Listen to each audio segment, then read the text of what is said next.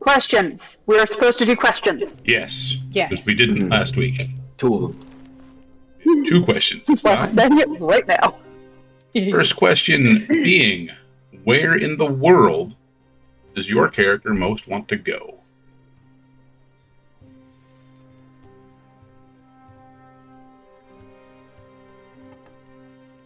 Can we go back to the map? Yep. Up the continent map here shortly. Because Mr. does have an answer. Oh, you renamed Bitch Range. Yeah. Yeah, I think somebody else renamed the bitch range initially. Oh. I'm gonna change my answer.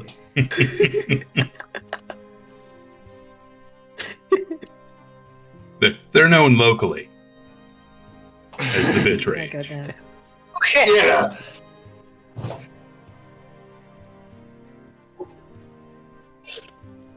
Be right back. Who's Magus Farm?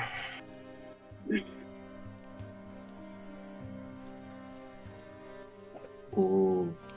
And keep in mind, this is all of the world that you know so far. It's the only map that you've had access to. So We got map. there are other I would continents. like to visit Zagash Mountains because it overlooks the ocean, and that just seems super fucking cool. Oh.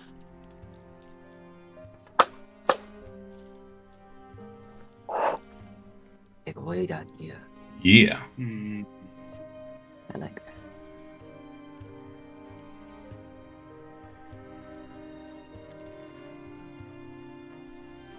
And it's also right very close to the Tower of Calm, Eddie? which is probably not anything interesting whatsoever. Not at all. It's a tower. Bitches. Totally not. You know, just a tower on a solitary island. It's fine.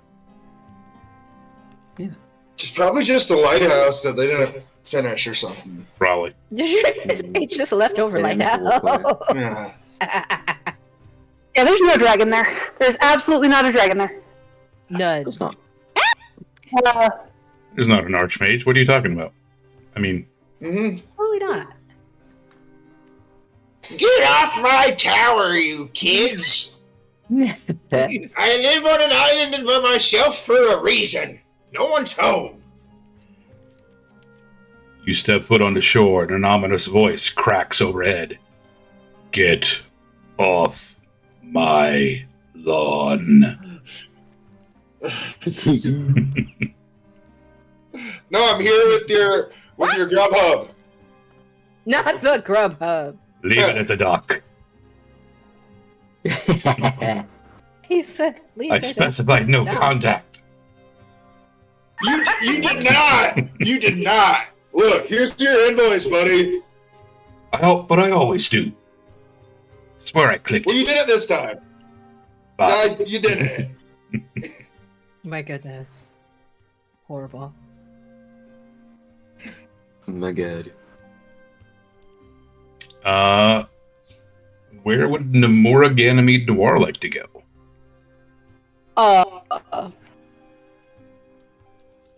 That's a really good question. Where do we want to go, y'all? I'm gonna say Gemstone Bay just because shiny rocks. Click clack shiny rocks. Also, there Absolutely. might be like food rocks in there, you know?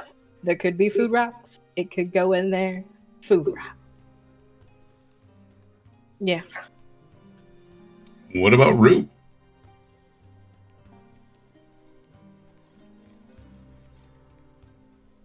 Rue's actually kind of excited to go to the Caravas for the Iron Accords. They seem tough and spunky and up and coming. You know? Kind of like them. Kind of like the Chiefs a few years ago. I want to go there. That's fair. We That's love fair. that. We love that. You know what I mean? Like, oh, yeah, good for them. But now it's like, ugh. Come on. It seems like they can get shit done. Mm-hmm. So to see what they're about is great. Other places want to see and know, but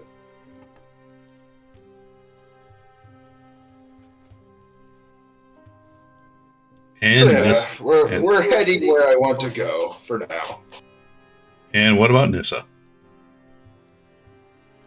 Nissa has two places. Primarily, as far into the old forest as she can get. I am druid, and and I am my father's child. There is no denying this at this point in my life. The other place would be because of Lad to Karavas. Though he would tell her, don't. Just kind of already has told her, no. Just stay in the suburbs. It's better there. You don't want to see the capital. It's overrated. The food's too expensive. The beer's mediocre.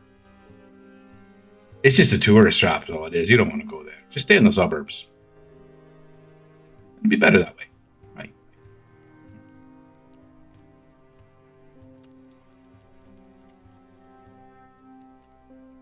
So that is our first character question down. Mm-hmm. Excited for you guys to see a few places in the world, honestly.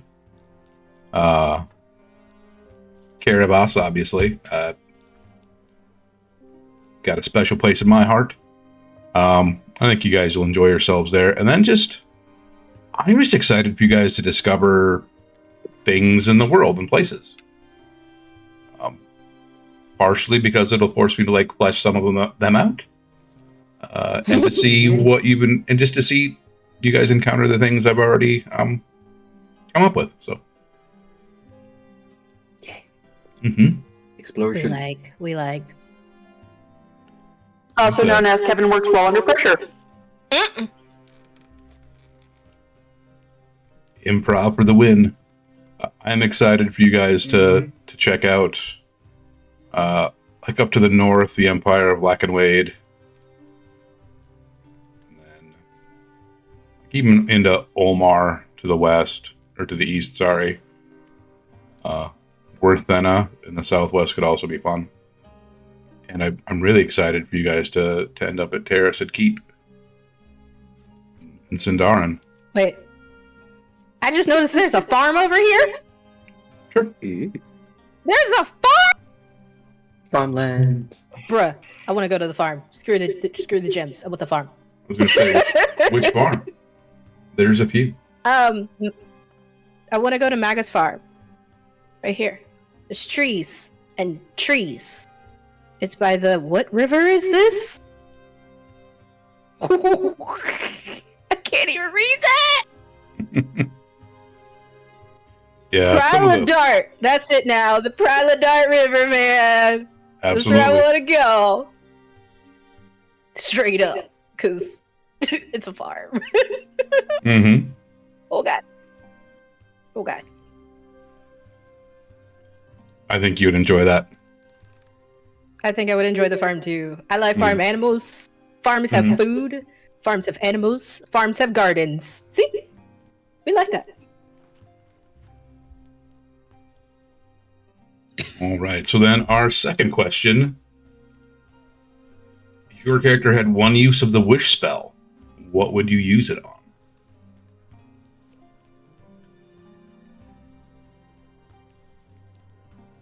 Nissa has no answer. She got what she would have used it on. Nissa has no answer. Fair. I would wish to separate Rue and Mattree's bodies again. So it's not two people stuffed in a body in a phaetor again. Mm-hmm. It's valid. Yeah. That's valid. It's valid.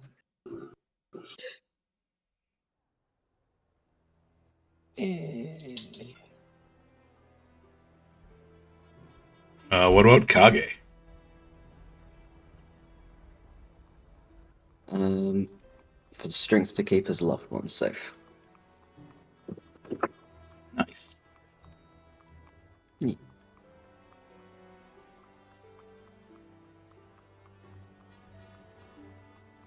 What about the triplets? Oh, dang. One would wish for no more sun. One would wish for no more moon. I think Nomura would just wish, like, that everybody had, like, amazing endless snacks. Yeah. Yeah. Or gardens. Or flower gardens. Those two. But mostly snacks. Mm-hmm. And they gotta be tasty. They can't be, like, snacks. They gotta be good snacks. Oh yeah, obviously. No subpar snackage here. Oh no, no thank you. Like, you can't be like, oh, I got you crunchies and they're actually Crispies. That would be horrible. That's a sin. Oh, I keep dropping myself. All right, so Oh dear. last session, what happened? Oh snap, I got this. I got this. I know what happened. I got this. Okay, ready? This is so cool. Okay, so, did you know that we know a dragon? Yes? No, maybe, I don't know. We met a dragon that was in a bubble. Like an actual bubble. Not like the bubbles that you pop. It was like a magical. And like, yeah, that was the dragon that Gara was talking about. It's real. It's not like fictitious. It's not fake. It's a whole real dragon. Okay? And then, the dragon was like, we're friends now. Like, let me out of my bubble. Oh, and we met this is dead. He's not dead. Like, at all. He's totally still alive. He was in a bubble. Well, not in a bubble. He was in a crystal. It's hard to explain. But he's alive. Anyway, so like, we met Mrs. Dad. And then we met the dragon. And the dragon was like, whoosh, after getting some coffee. That was pretty cool. Don't tell anyone the Ganymede shared though. Like, don't do that. That'll be bad. And then, oh yeah, what else happened? Oh yeah, so the dragon gave us free stuff. We got some free stuff. It was really cool. He was really nice. And then like, he said, oh, let me take you back home. And we was like, okay. But like, we went back really fast. Like, really, really fast. Like, super fast. It was super cool. We traveled by like mist. That was cool. What else happened? Oh yeah. So then we get back to town. And like, I went to go tell Mother Adelaide. Like, Mother Adelaide, some free stuff. And then I get there. And guess who was there? The porn stasher. The porn stasher. He was there. It was Mother. And you know what? He had a knife. Like, not like, you know, a knife to cut bread. It was a knife. A real knife. Okay? And so, like, Noah was like, oh, heck no. I'm not allowed to say the word that he said because it's a bad word. But he said that word. And then he threw my ball bead. He threw it. I wanted to throw it. Nope, he threw it. He threw it through the window, and it went explosion. And like Mother Adelaide was pushed away, and like Porn Statue was pushed away, and the one was like, "Whoosh, superhero!" I don't know what that really is, but someone said they're cool. And he jumped through the window, and he was like Star Whisk, cause you know he'd be messing with stars and stuff, but it didn't work. I think it's cause he was distracted, cause he did really like not the best during that battle. He talked a lot of crap. Didn't work, you know. That's kind of what he does. And then everybody else came. They was like, dash, dash, dash. Magical appearance. Boom. And like everyone was there. And then they surrounded him. And they beat him up. But then he tried to leave again. Like last time. Right? Because he's rude. He don't be fighting his battles. He just be leaving. And so he tried to leave. And like then this cool thing happened. I didn't know this could happen. Mother Adelaide was like, do not pass. And like she didn't really say that, but that's what she said in my head. And then what happened? Oh yeah, he got trapped. He couldn't leave. It was really cool, kind of scary. Never seen Mother Adelaide like that, but I mean, maybe she wasn't always a mom. I don't know. Anyway, so then she like caught him, and then they like kicked his butt, and he got kicked in the butt, and he kicked his butt, and everyone kicked his butt, and then he died, and it was cool. And then like Noah was like, oh my god, my mom. And I'm like, that's not really a mom, but whatever. So anyway, checked on her. Everybody came, did the healing. Like the mayor came, fixing stuff. You know, Vlad and Emeraldus. They kind of said this battle. I think it's because they knew we was gonna do it really good. They didn't need the help. because we strong like that was pretty cool. Oh, and then, Noah is really happy he got the burn a heretic. I really don't know what that is because he didn't tell me about it, but he said it was good. And he gave the skull to Root. They also roasted some veggies. Nissa's mom and dad, they got back together. Everybody's happy he's not dead. So, like, that's good. Like, she didn't kill him either. We didn't know it was gonna happen. I mean, he's in trouble, but, like, he's not in trouble. Like, he's good. Anyway, what else happened? Oh, we talked to Vlad. Oh, what else happened? Oh, and we saw our cabin, our little, like, we keep seeing it. And so Nissa said we should build a roof on it. So we're probably gonna do that. Maybe add on some more rooms. I don't know, that'd be kind of cool. Have a little house in the mountains. What else happened? Oh, guess what? Nissa's a pixie. Did you know that? I didn't know that, but she got glitters. It's kind of cool. You can't eat it, though. Like, it goes away. You can't do that. And then, also, Emeralda said that, like, we got ghosted with, like, a lot of face stuff. Like, but he didn't know that till now when we told him. So, like, we found out we're all Fae. And, what else happened? Oh, Kage can jump really, really high now. Like, really, really high. And Matri wants to, Matri was like, I think she thinks that, like, Emeraldus is, like, super dragon. And she wants to be a super dragon. So she's kind of like, it's like an adult dragon helping a little dragon, which is really nice, too. Yeah, that's it. Yep. That's it. Yeah, I think so. Yeah, that's it. Yeah. Mm-hmm.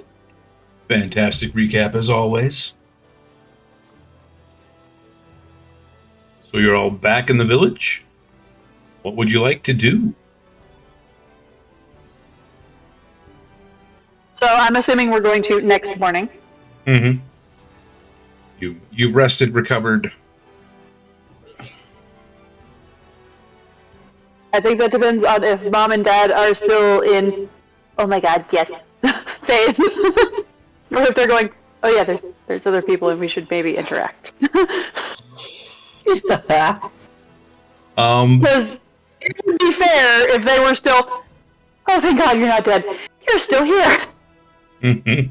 Because yeah, it's been like 16 years. It's fair that he's a little shocked she's still like his wife.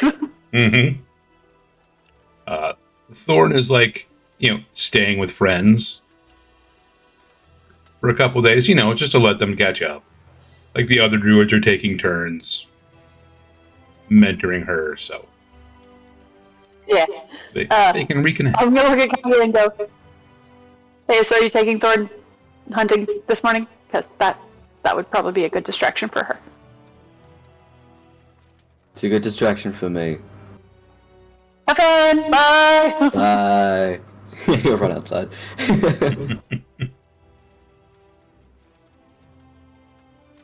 Kage and Thorn set off for a hunt. And as you're traveling, you notice, like, when you got back again, she's noticeably taller. She seems stronger as well. Like,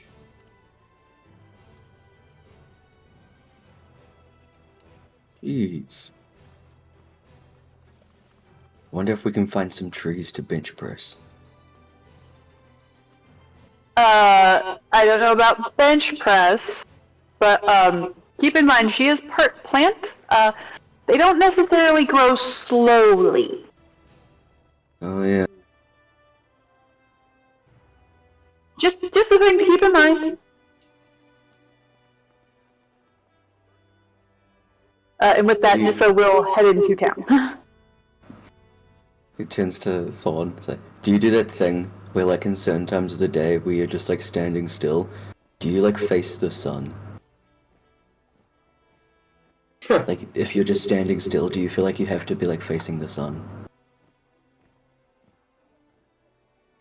I hadn't thought of it, but yeah. Wait, you're standing still. Where's the sun? It's over here. Whoa. Okay. I love Just this. astounded by I that. absolutely love this. Hell yeah. Hunt commence. Mm-hmm. All right, well, you were out hunting. What's everybody else doing? Nissa's gonna go in and hang out with Vlad, because, just gonna give them some time.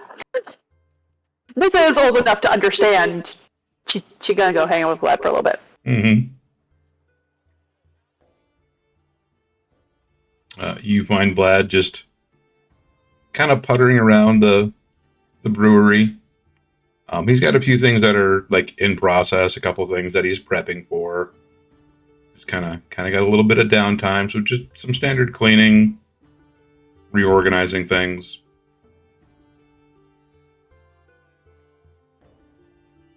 Nissa will check what's currently brewing and then like begin the list of, okay, next maybe this, next maybe this. The fire line is almost done. I've got a couple of the porters that are almost finished.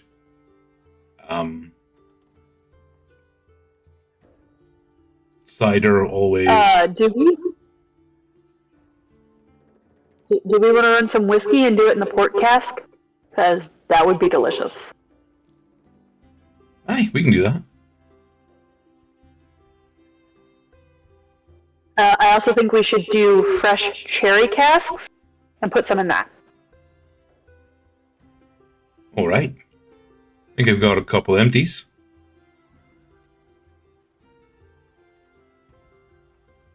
Yeah. The cherry with maybe more of the corn mash, less of the wheat. That sounds good. All right. You can certainly give it a try. Make an insight check.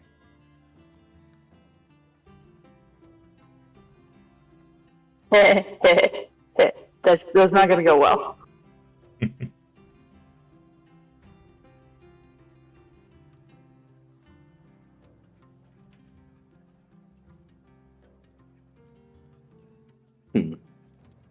Nope. Okay. Nope. Keep in mind, she has a +6 to that. That was a 2. Yep. God, that's insane. Fuck. Well, at this point, Nissa is looking over the books. Nissa is looking at what's about to be done. She's not overly paying attention to Vlad yet. Mm-hmm. Fair. Yeah, you don't pick up on anything.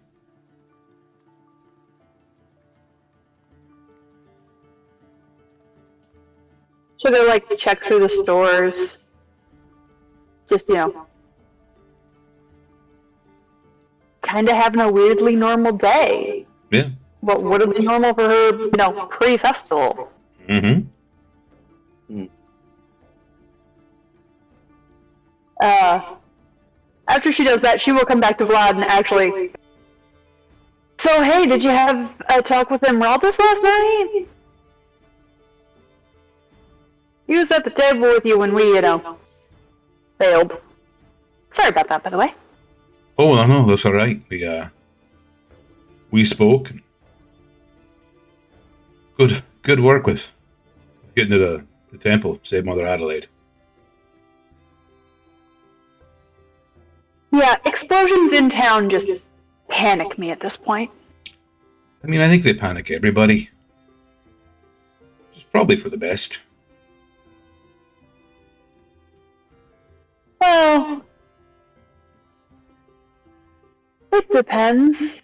Like, if we know they're working on something new over at the apothecary, or if Alvin's got a new project. It's more likely to be Albus, really. Yeah. But every once in a while, the apothecary does have an oopsie. Aye. Well, if the rail generally keeps most of her equipment, at least the more volatile things, farther away from town at this point. So. This is true. And at this point, she is finally paying attention to Vlad. So I will attempt that again.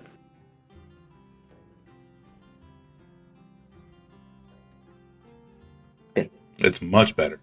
So just talking with him now and kind of remembering bits of conversation you had with him last night when he was talking about the rumors involving the dragons and Caravas and the nearby mountains.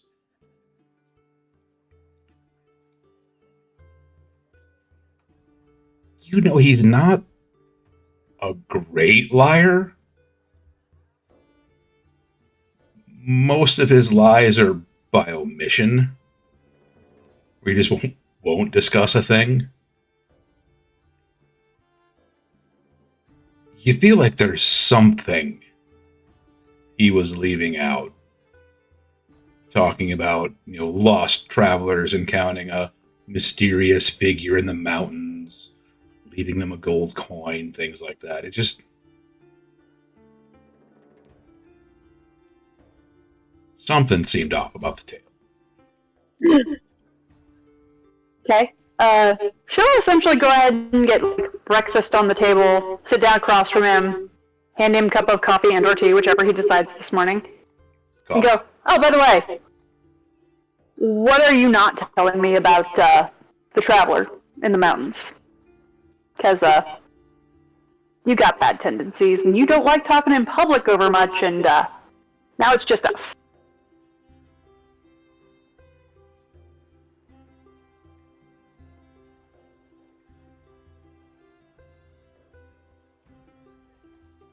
You're too much like your mother. Well, that's a new one.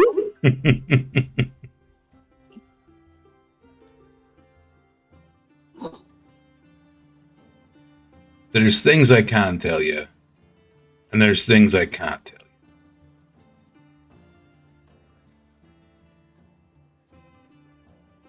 What I said last night is what I can tell you.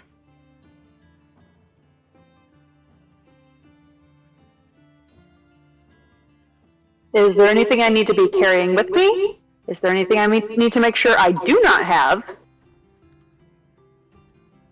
Is there any areas that I need to avoid as if I will catch the plague and die immediately? I mean, some of that really depends on your intent. Find a dragon, end suffering. Because that's what's happening down there, let's be honest. If the famine is that close, it's only a matter of time before it hits Caravas. The mountain has got supplies. They have never had an issue with closing the doors, so to speak, to protect their people. That can only last so long. Under the mountain, can they really replenish them? Some things, readily enough, aye. Others not so much. There's farms underground. We have our own druids who help certain plants thrive that wouldn't normally live in the dark.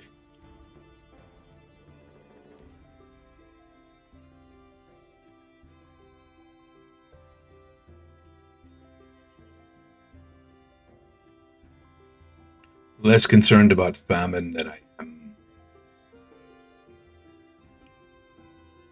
other things that go along with it sometimes.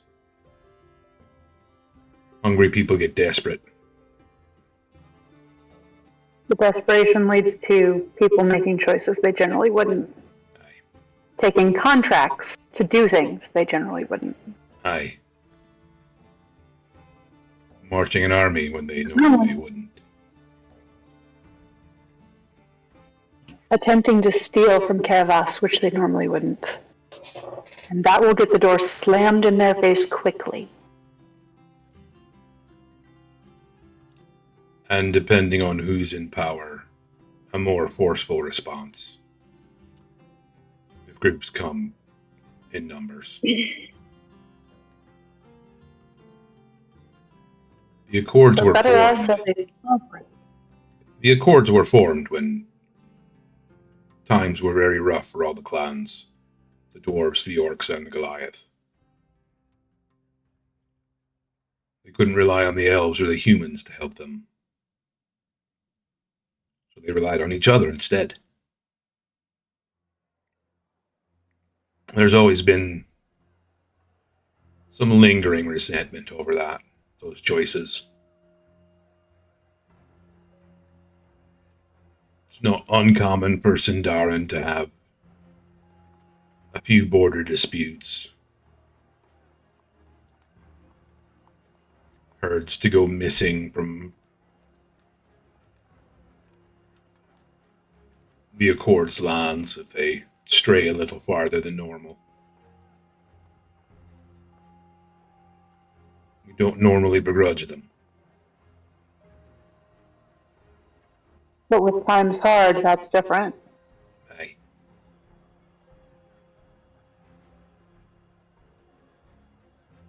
If Sindarin were to march on the mountain, Sindarin would be flattened. aye. Without question. Without hesitation. If Sindarin was to turn against the Accords now, the Accords have to protect themselves, especially with everything going on. They're well aware of the war. They're well aware of the famine. With the famine to the south and with the more aggressive horse lords to the west,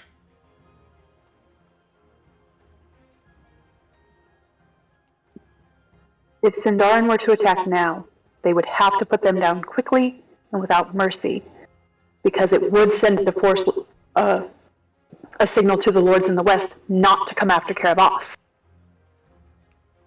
or they would try to ride against us when we're looking at Sindarin and dealing with Sindarin, and we're fighting on two fronts. And all it does is weaken all three societies. So what I'm hearing is, as much as there are many places to go, and as much as you don't like the idea of me being in the capital, that should probably be where we head first.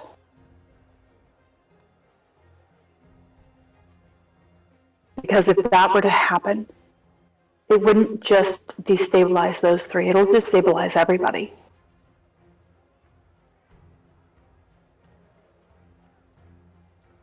We have to have stability to stand. We have to have stability to stop this.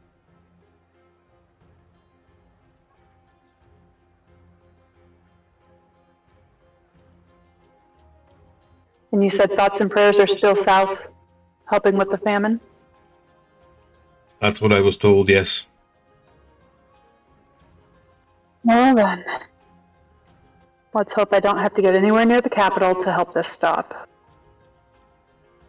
But again, with anything I need to make sure I have on me, and anything to make sure I do not.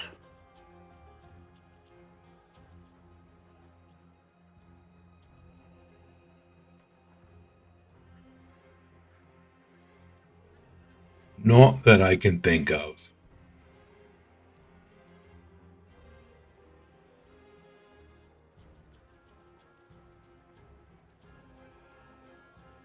Just be aware of guest right.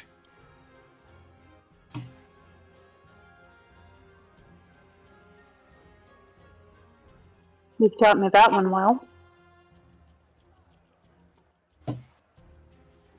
It's something we take very seriously in the courts. Something that even with the unrest wouldn't be trampled on. Not unless something is done. So keep a tight rein on Rue and Nimura close to my side is what I'm hearing.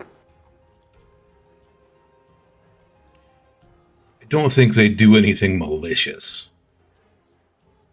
Oh yes, they would. Rue. If God help us if no war comes out. Potentially.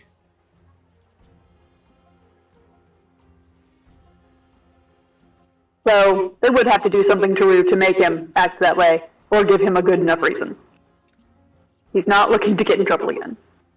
No, I think he knows how to play the game enough, as it were. Okay, make sure he has a full understanding of all the things first. Got it.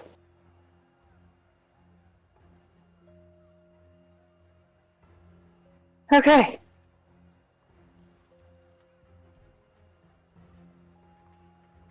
And with that, she'll go back to, okay, so what are we brewing next? And you can see his But hey. shoulders kind of relax and get back into business. She has played this game a few times. She knows what to do. Mm-hmm. What are Rue and Matri up to? Is there like a library or anything in town? The closest thing to a library would be some of the books that, like, Mother Adelaide has at the temple. Okay. Thorell, What are the dragon dudes? Thorell has some books. The apothecary mainly dealing with nature and stuff like that, plants. What are the dragon dudes doing? You can see that they've kind of incorporated themselves into the town. Okay. You hear a series of excited noises coming from the mayor's house, preceded by smaller controlled explosions. Good. That's good. That's what we want to hear. I'm going to try to gather up the dragon dudes. Mother Adelaide's, I'm like herding cats. And like very seriously talk to them and say, who is the worst dragon scholar you know?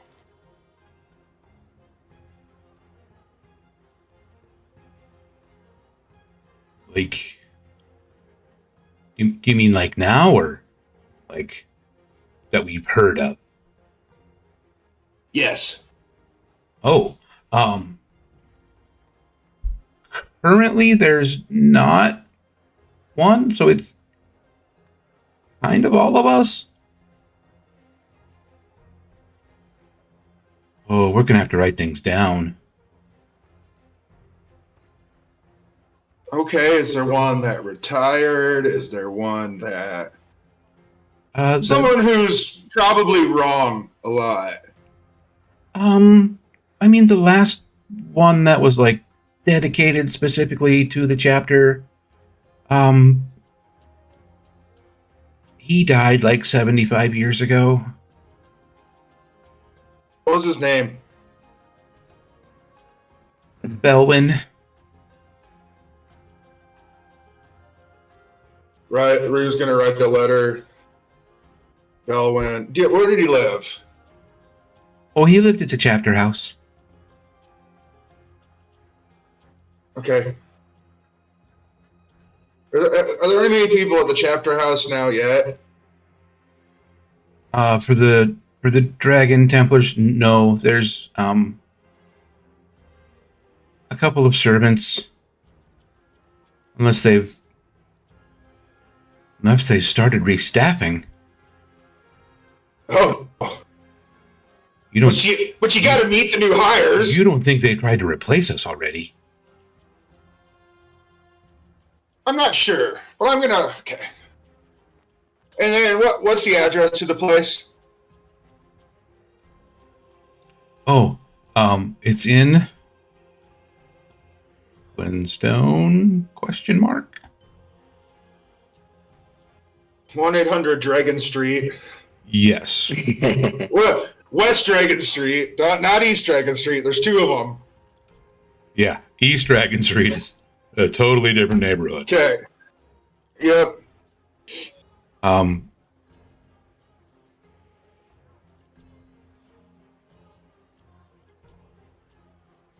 Yeah, it's just in the Templar keep in Glenstone. Okay. You can the dragon sigil is flying, so What? well, it should be. Well, I'm writing a letter, you see. Oh, you just need to get it delivered. Yeah. To Belwyn. But he died. Yeah, I think the recipient will know what I mean. Oh, okay. Yep. To Belwyn. Okay, the quotation marks. His technical Whomever. title was Dot. Scholar Belwyn. What's that? His title was Scholar Belwyn. Schooler Belwyn. I spelled that wrong on purpose. Oh, okay. And then parentheses. Guess he To probably won't mind. whomever. Uh-huh. You suck. Or I suck. Come out and play. I'm gonna do a little smiley face. And then you can send me a letter to Crevasse. Signed, Rue, the Troll King. And then, in a second. I'm just gonna put like one little green mark there and a smiley face next to it. Hey, can you lick this stamp for me? Oh, yeah, yes. Thank you. Okay. All right. Then I'm gonna go drop I this. just like the glue taste. Oh, cool. Reach me about. Yes, I'm Rue, the Troll King. I challenge you. Okay. I'll send that letter. All right. That's one. Then we're going down to Caravas. What are you guys doing? Is one of you coming with us? Are you staying here? I think we're probably supposed to talk. Yeah, because that you over might be a with- dragon. Yeah, but like the one might be a dragon radio. Yeah, we should probably talk that over with Garen to see. Yeah, I feel like it would But behoove a couple of you. Yeah. Yeah. Yeah. Did you really save a great dragon?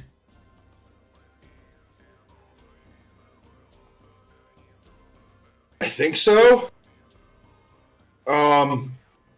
They were napping, and a bad guy was trying to get them.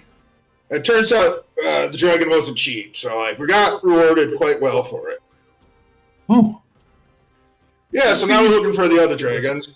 Yeah, right? They're around here somewhere, you know. I hope so. Yeah. And now we're trying to find some others, stop the fake horsemen of death. This big conspiracy with devils and fairies and stuff. So we're going to the Iron Accords to figure it out. Oh, Yeah. What are you doing? How are you doing today? well, the mayor says I've gotten much better at limiting my field of destruction. Okay. I have a quest for you. Now, Okay. I need seawater. Okay. Yep. And then, like, Rue's going to use minor illusion to, like, have a list of the dragons we know about. And all this is going to have a big old check mark next to it. Like the satisfying ones that you get for completing the quest. Right. For the troll, I did my thing there. So I have a little letter marker. Mm-hmm. Then the Iron Accords next to the other. Question mark, question mark, question mark. And then Scrimshaw Palace circled. You see? And then it'll be like seawater. Need seawater. And you see, I don't have that check mark right there, right, buddy? Oh, yeah. Yeah. That's on you.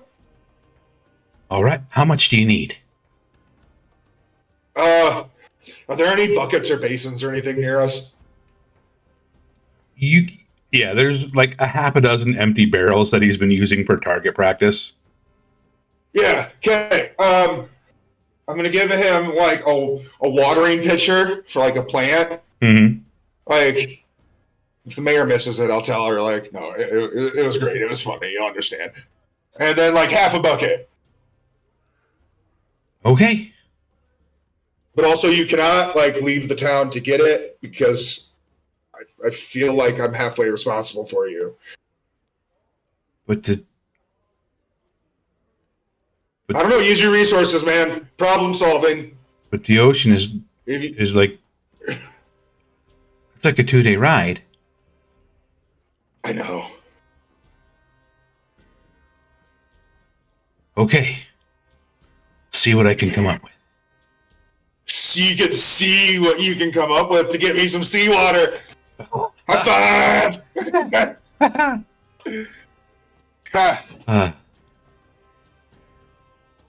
Now, does it have to be seawater or just salt water?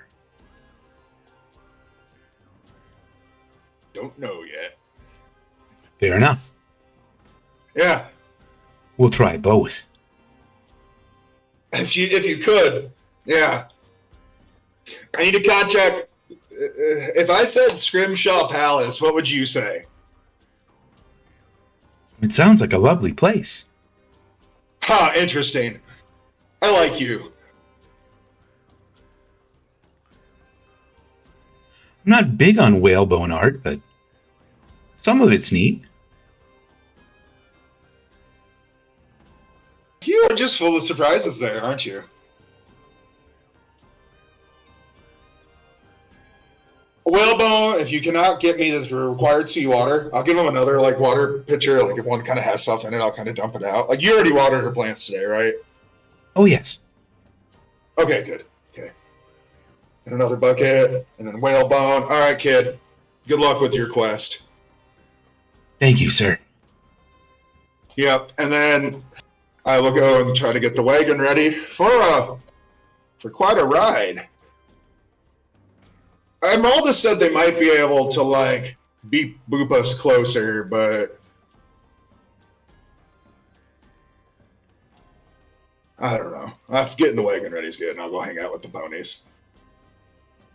But I'll drop my letter off too, though, first. Okay.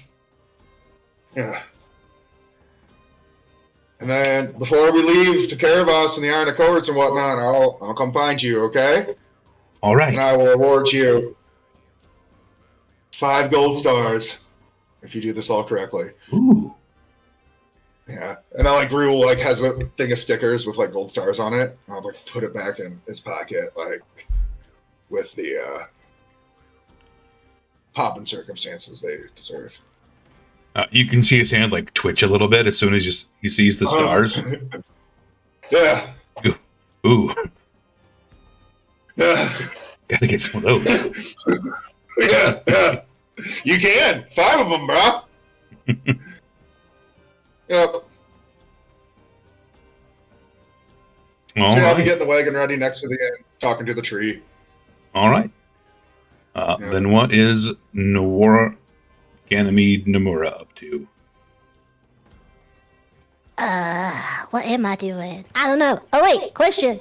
So in front of the town hall, in between the temple and the town hall, that's the fairgrounds, right? All right. So me, Nomura, is going to be practicing the whip of proficiency. Because, it's a whip. I don't know if I can use a whip. I think I can. I'm going to try to use a whip. So I'm going to practice using my whip. That'll be a performance check? Okay? Let's see how we use the whip. Like a whipping dance. I don't know if it's a whip dance, but yeah. So yeah, you could do a performance or make a few attack rolls. Yeah, let's do it. Let's do it. Let's do it. We're gonna you just roll. Just roll a few times. I'ma just click it.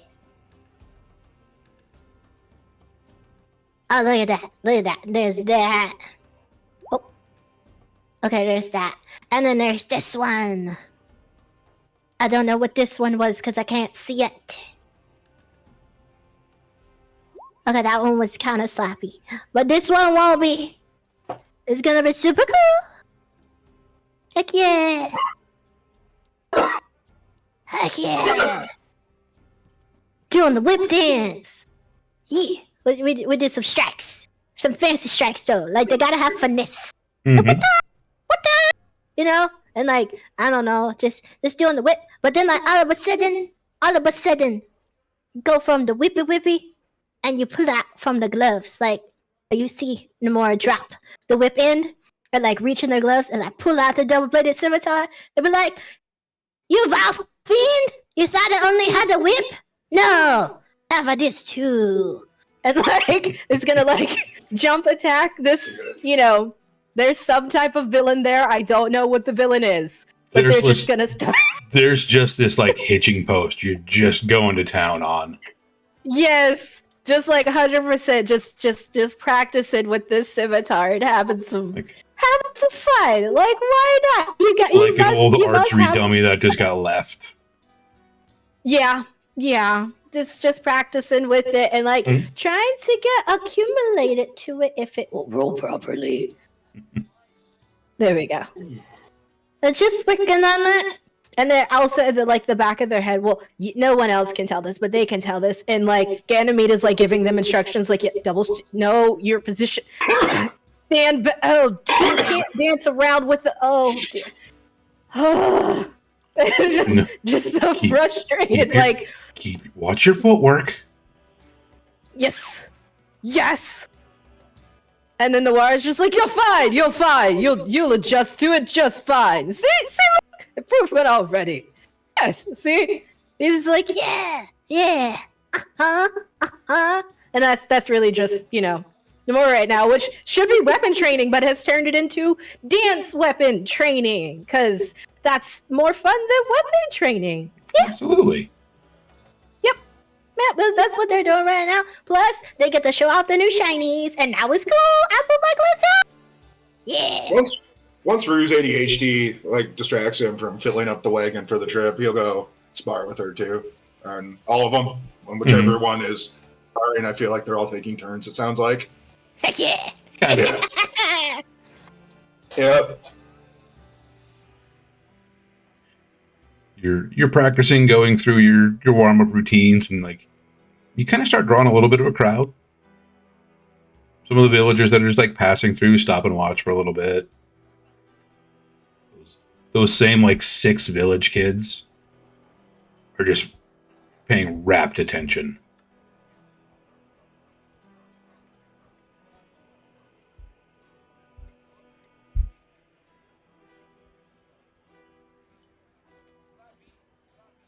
All right. Back to Kage and Thorn out on the hunt. Make 3 survival checks to see what you can find. Make sure it's unmuted. Okay. Tres. I can do that. Another 1, 2, 3. Oh! This is a good hunt. Nice. You're going around and you come across like a small rabbit warren. You're like, no, that's too easy. You keep looking around and you come across some tracks. Following those for a little bit. You track down like a small herd of deer. There's like a half a dozen just kind of grazing. You're able to get pretty close to them without them noticing.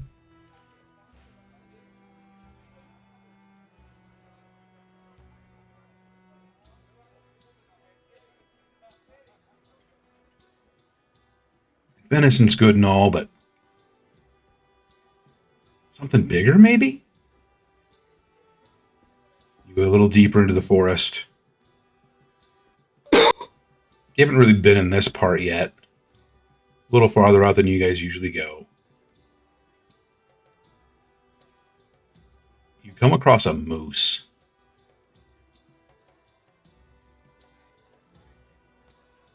Okay.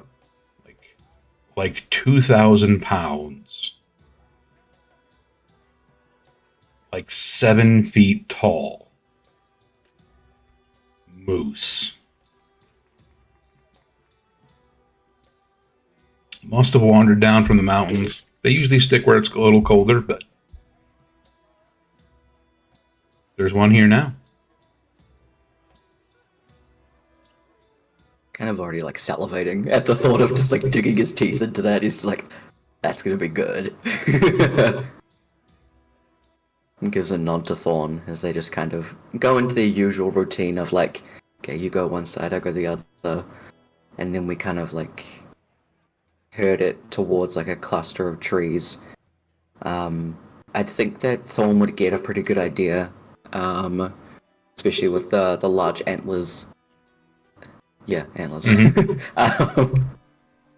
Of like getting it to somewhere that it can't kind of get through because the antlers are too big. So there's a kind of a cluster of trees where it can get a bit stuck.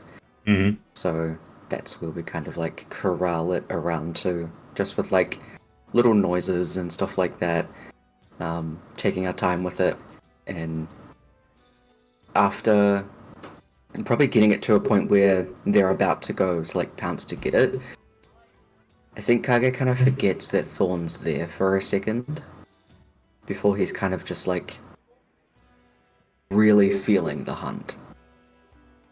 His fingers like dipping into the soil a lot more, crouching a lot lower, the kind of like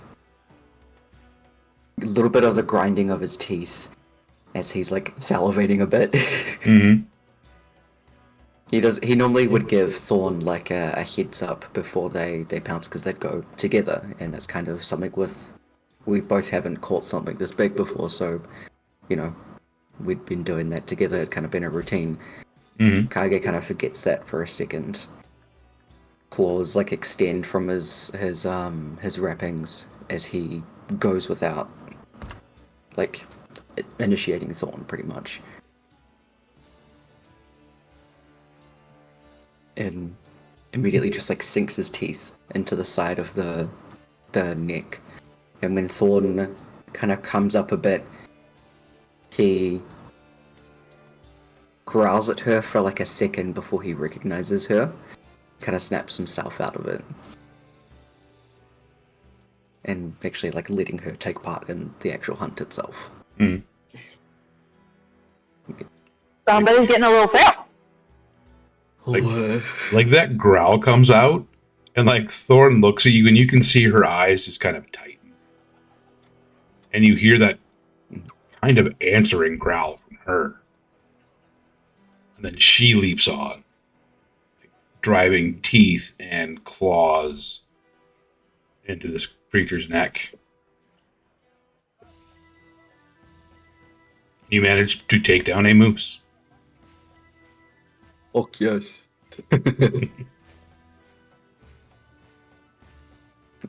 He doesn't really like mention that kind of slip up for a second. They start going through the motions of like tying it up, and kind of holding over one shoulder, Thorn grabbing the other so we can drag some of it back.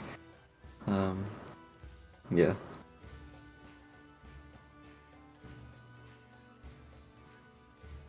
So you make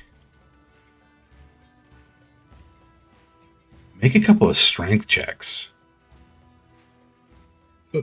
just to try to get this thing maneuvered. Okay. You do have advantage because Thorn is helping you. I was gonna say, Thorn's helping me, right? Okay.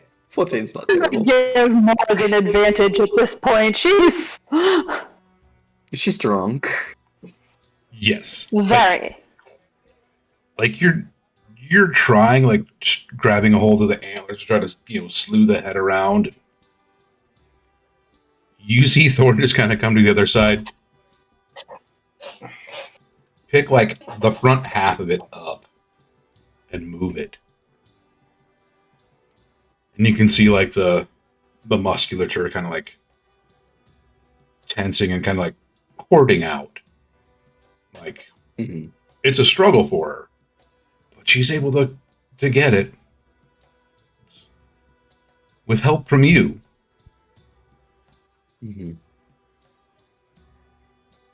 Man, this turns out a moose is much bigger than or much heavier than a few crates. Yeah. The most that I'm used to lifting. This thing's massive. Yeah, it's really big. She's kind of out of breath from all the exertion. I don't know if we can get it back. Hmm.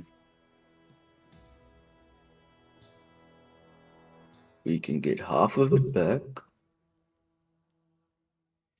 And eat the other half? Hungry? Yeah.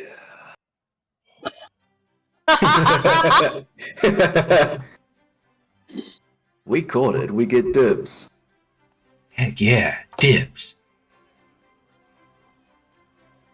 Let's find somewhere to start a fire that won't burn down the forest. Okay. We'll do that. You can see Thorn like, Mario's actually cooking it instead of just, I'm so proud! He's cooking it for Thorn's sake. He'll eat it raw. She does not care. She eats it raw. We know this. Oh, true. Then he doesn't care about a fire. Yeah. They'll both Okay. eat it raw, it's fine. yeah, like she just starts going like butchering this thing. Absolutely. Just carving off like huge chunks and just like hands one to you, takes one for herself. Mm-hmm. Both just go carnivore on it. Absolutely. Is for like a split second where he goes to like reach for another bit and his hands are just like covered in red. He kind of psychs himself out for a second before he's just kind of he feels himself like twitch before he just stops caring and they just keep eating. Kind of the hunger overriding the fear that briefly popped up. Mm-hmm. We'll worry about that later. You both eat your fill of moose meat.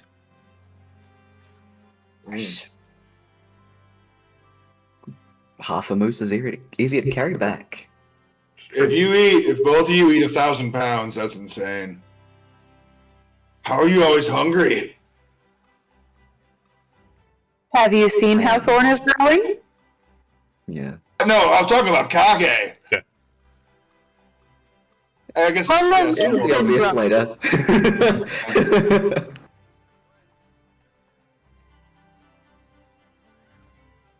You don't quite get half of it, Okay. but you get enough of it taken down where after a bit of a nap, you're able to like get back up and start moving around. You get a couple of sticks, you wrap some rope around it, tie that to the moose, and just work on dragging it. It's slow going, but you're able to like get it back to a road or at least a path where it's going to be easier to drag.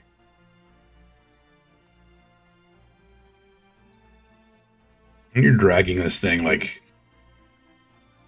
most of the day. I feel like when other like animals, like carnivorous animals, come up like from smelling the meat, they try and come up immediately. Thorn and Kage just like whip around and growl, like any sort of thing that wants to take our prey. We're immediately just like, "Don't you fucking dare come near us!"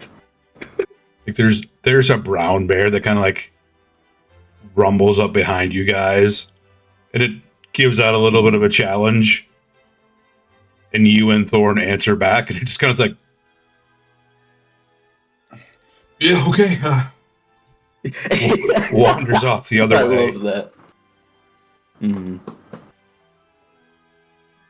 You can see there's like 4 or 5 coyotes that just kind of like hang back just at the edge of like sight. And they get a little close. You hear them yip a little bit. Growl back at them. They run off. Come back a little bit later. Get chased off again.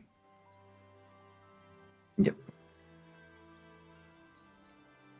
I think if they come back a third time, Kage will probably like lash out at one of them. So if he comes back with a coyote, this is probably on them. Yeah. they're probably not smart enough to completely run off. They keep their distance, though. Okay. And it is probably almost dark at this point. You're still not back with it because this is a massive creature. Two people who aren't all that strong are just trying to muscle. You have to take breaks. Well, once they get close enough to the druid circle, they can probably get help. You do notice a couple of Question is, kind of wheeling Is overhead. it help or would they be growly? Be growly. We bring it back. We did it. We're taking our time. That way they can stop and have snacks. Mm-hmm. Yeah. You do notice a couple of familiar hawks wheeling overhead at a couple of different times. They like swoop down. You've never seen a bird laugh, but it feels like that's what's happening. When one of them lands on a branch, it just watches you guys.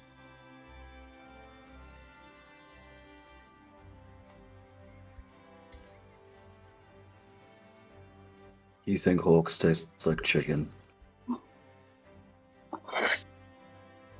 Well, if it goes down, it's not going to be a hawk anymore. You lose your ship. You just ate half a moose. Leave the poor hawks alone. Are you sure the mask you wore wasn't gluttony? Hey, way to know. Gotta ignore it and keep going. No, I'm not. It squawks and flies back up. Yeah.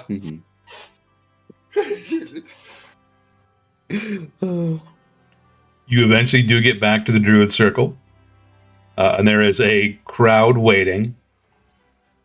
A large fire pit has been dug out. There's wood laid down, embers glowing. Just a huge spit that's been set up. Just a smattering of applause as you're coming back into the circle.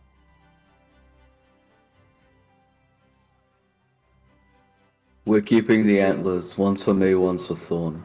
But, go hard. And he just drops it, he's tired. A half a dozen of the druids come over and clean this thing, get it situated, get it up over the fire. They cut chunks off of it. Yes, I would be back by then and just watching the spectacle. Mm-hmm. She will open the door and tell Mom and Dad, "Hey, you should see what Kage and Thorn just brought home." Kage's curled up into a circle by the fire. He is happily full and tired as fuck. Definitely got the food belly going. Oh yeah. He's very chuffed with himself and with Thorn. Kind of just patting her on the head before she goes to sleep if she's resting as well. She just kind of leans up against you, head against your shoulder, and within minutes, just snoring. Yep, same hat.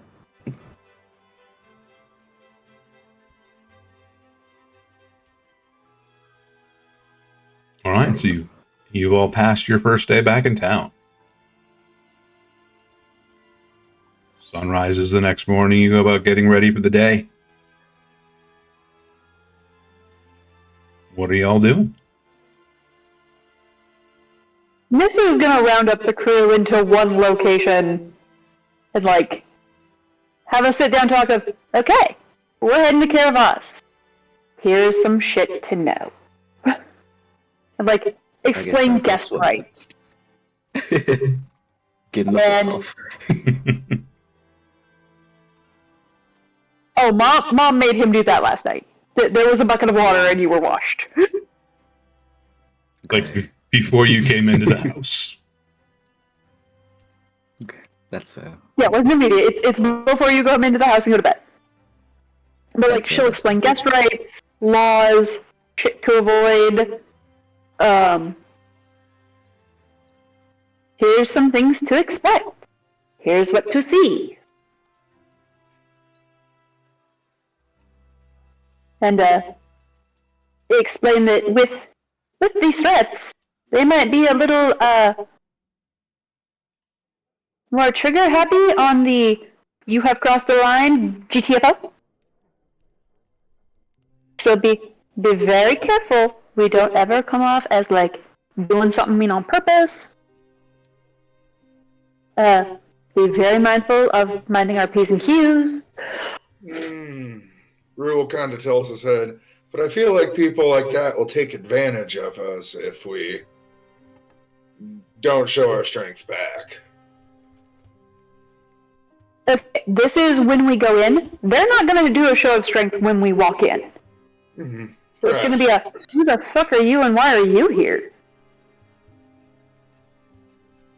So long as we mind all the laws and are polite, we'll be fine. If we kind of come across as assholes, we will not be fine.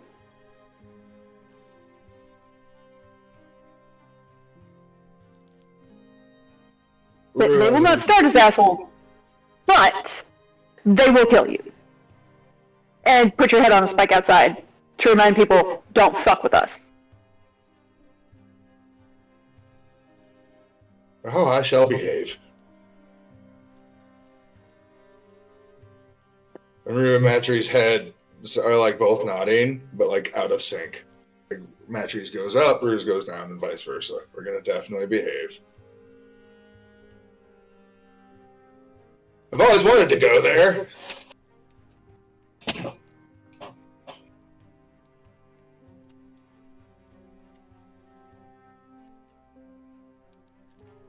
And Rue's gonna go to shake Kage's hand. How's Kage's handshake? Oh, actually, he wouldn't shake your hand. You go to like touch his hand. He doesn't like that.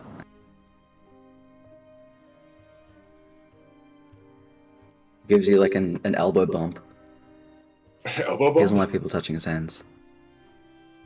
Indeed. And what if someone insists to shake your hand? I am not now. Politely decline. And then bow instead. That might work. Yeah. I don't know. I'm just iffy about it. No one's touching my hands unless I'm punching them, which I'm sure they won't like, so that I'm not gonna open with that. And that's me initiating it. Maybe. And I hope Nissa is correct, and they are polite. But generally, people I know who put heads on spikes aren't always polite at the get-go. And I've known a few people who put heads on spikes, but I don't know. I've never known them to put a government together, so I'm excited to go here. Thoughts and prayers are my kind of folk. We gotta Thoughts check out the and prayers Griffins. are not the standard. Oh. Remember, these are three races who banded together because the humans and the elves would not help. These are three races who have reason to not trust any of us.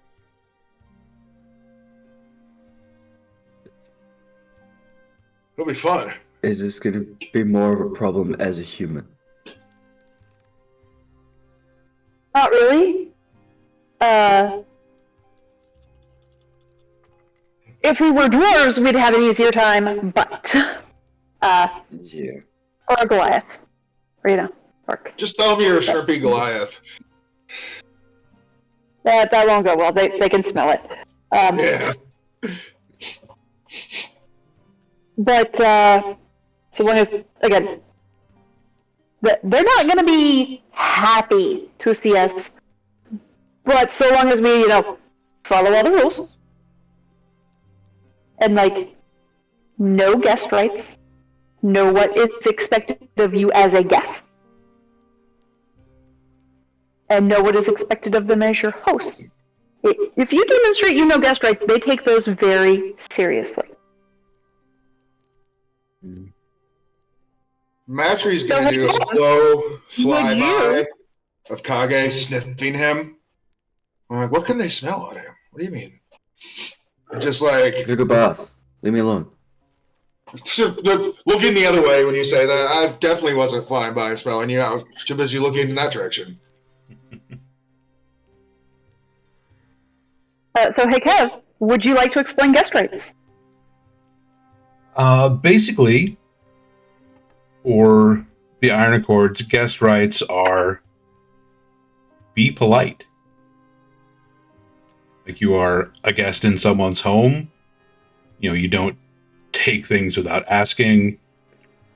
Just your standard. Gift giving is often encouraged. Like you are staying in someone's home, it's usual for you to give them a gift of some sort. Whether that's something small, decorative, supplying a meal, cooking, doing something for the host in exchange for them, you know, letting you stay in their house. As far as like inns, taverns, things like that, it's just being a good patron, not starting problems, paying your tab, being respectful to the staff, things like that. And on the other side, being a good host, making sure your guests have their needs met, you know, providing them food, drink, a warm place by the fire if that's all you have to offer. It's not about like, it's sharing what you can.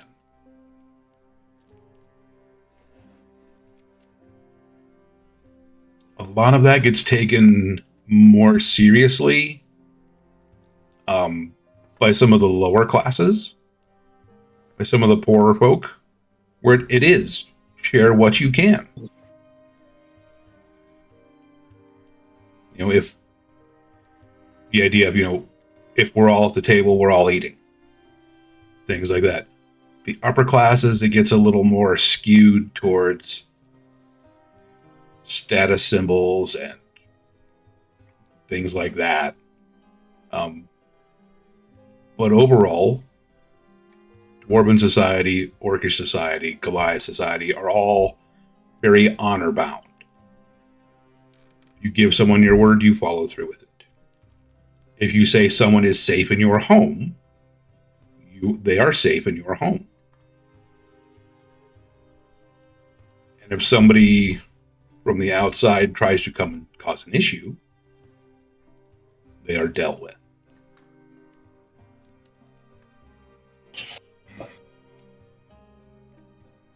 And there is some, you know, putting heads on spikes kind of things, but those are generally reserved for the most egregious offenses. From your court. Yes. Yeah. You attacked or killed your host. You attacked somebody that was offered guest right. You copied over their save file on a video game. Yep. Someone came to my house once and did that. Oh, no, bad. Mm-hmm. But especially with Caravas having both the famine to the south and the potential war to the west, they're going to be a little more on edge. They're going to be a little more cautious because they're facing, again, a situation in which humans and elves not historically helpful to them. So we're in a delicate situation going in, and it's just going to be easier on everybody if we are very polite, very helpful. Everyone likes people who give gifts, and you said gift giving is important, right, Kevin? Mm-hmm. A way to establish respect for your host. I suggest the rubies that we found, we keep a hold of, and like That's not going to be a huge gift to them, because they probably have, more of that than usual. But they would recognize it as something that is less plentiful to us, and therefore. I was thinking practical wares like good, well-made tools and whatnot, but yes, and just bringing food. They've got the corner on making very quality tools. Not gonna lie. Yeah, that'd be good. They have more ore than gems. You know that will. The mountain itself is very open and welcoming. Yeah. It's a very mercantile-driven society. It is a center of trade for the realm.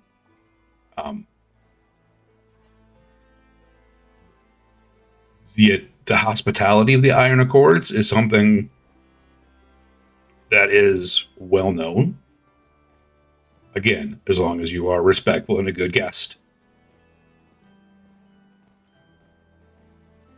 So it's not so much that you... Nissa will tell everybody that she's going to go to Mom and see if she can maybe get some packets of seeds, because that would probably be a very good gift, as something that's likely harder for them to get, especially if we end up staying with anybody with a title. A higher gift will be important to them. So she will talk to Mom about, she will likely go talk to Vlad and then Mom about, hey, what seeds are hard for them to get that they like? And can I get some before I go, Mom?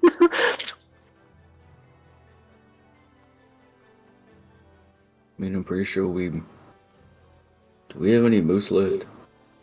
I don't know how well moose travels.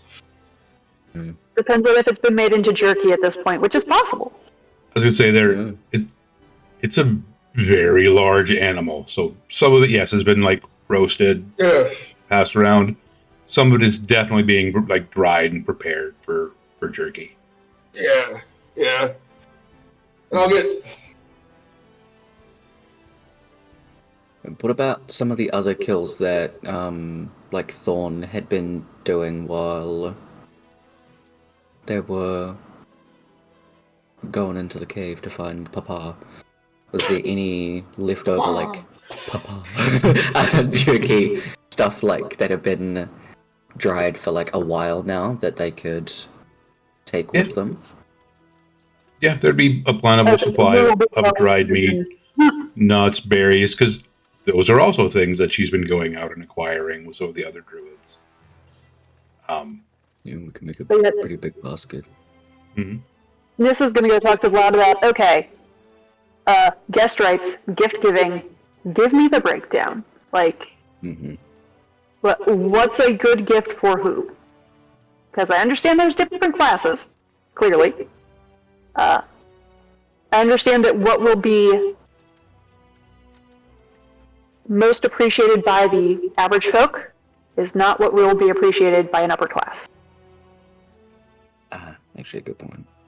A lot of times for the common folk, it's things that are useful, things that are well made, that will last. Not necessarily giving them like provisions sometimes, but every bit helps. Some folk get prickly about it because they feel like, oh, you don't think we can provide for ourselves. Other folks are welcoming of new things. It's more of a personality thing. But generally, for the average folk, well-made things that will last, things that aren't necessarily readily available in the mountain.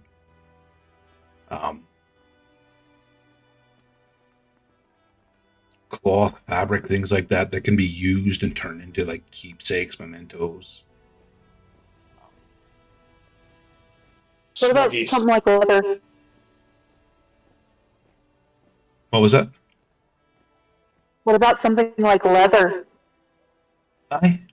Because, Thorn's been going hunting. There's probably a supply of leather that I can shove in the haversack. Yeah. Thorn would have acquired some... She can track down deer on her own. She brought in a cougar once. Was kind of roughed up after that encounter, but a younger mountain lion. So there's some of the claws and teeth from that. And then just like some of the softer fur. Mm-hmm. Nissa asked about what about like rare seeds that would be like, ooh, this will be neat to have in the garden. What would be good of those versus Shoes. I'll go get some shoes for the people. And I'm off. I've heard a lot of people be really appreciative of our sunflowers. Oh, we've got those, and we've got that. We've got that. Just because it's, I mean, obviously you're under a mountain. The druids can only do so much with light they can conjure. Some of the mages as well. So like the dried sunflower head? Aye. Oh yeah, we've got those. Oh dear God, do we have those? I would gleefully shove some in the haversack. And then just like some of the other, smaller flowers that are plentiful here, but wouldn't grow well on a mountain or in a mountain. Like daisies are very popular with like school children, things like that. So like the dried pressed flowers that they can like have for the pretties. Yeah. Yeah, we've got Just those. like some of the like bluebells and forget-me-nots. Roses. Roses are always very popular.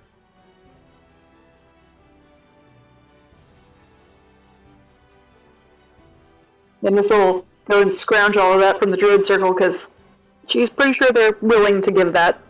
Because, dear God, you're gonna make some of these sunflower heads disappear? Yeah. Like, and Thorell, the apothecary, would have plenty of supplies that she could, package up for you.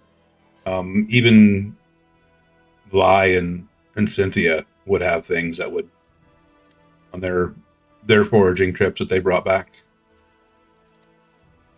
I think Ryan and Cynthia would probably have the pressed flowers for the pretties. And yeah, I will. Nissa will start her rounds with her little haversack, going, "Hi, we're going to visit the Iron Accords. Could you help us, please?" We take donations. They'll actually. And I feel like, especially since we've had Vlad in town for so long, they'd be going, "Oh yes, yes, you will make our town look good, damn it." Mm-hmm. And Vi and Cynthia kind of look at each other, like, "Oh no, we've got things." I'm actually going to need you to. There's a couple of shops I would like you to go to deliver these to. Absolutely, put names and shop names on the packages, and I will be happy to deliver. Mm-hmm. They write your little notes. I will be delivery girl. Mm-hmm. Quickly, set about wrapping up what look to be some spell component type compounds, various little satchels of powder, ground petals, oils, things like that.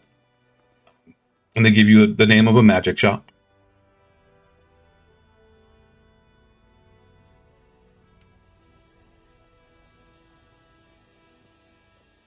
What is it? The Whistling Griffin. Okay. Waiting for Pandemonium Emporium to come out of his mouth, okay? Yeah. That'll probably be, once we get to the capital. The second package seems to be just an odd assortment of almost knickknacks and like broken bits of potion bottles.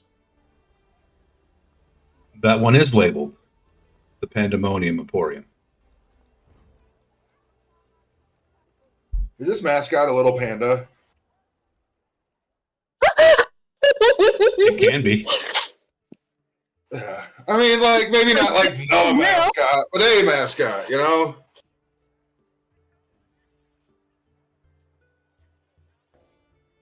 I'm gonna go buy 20 pairs of boots. Well-made boots. I think it'll be fun to hand out boots. And I'm on a troll off with a elder dragon right now, so.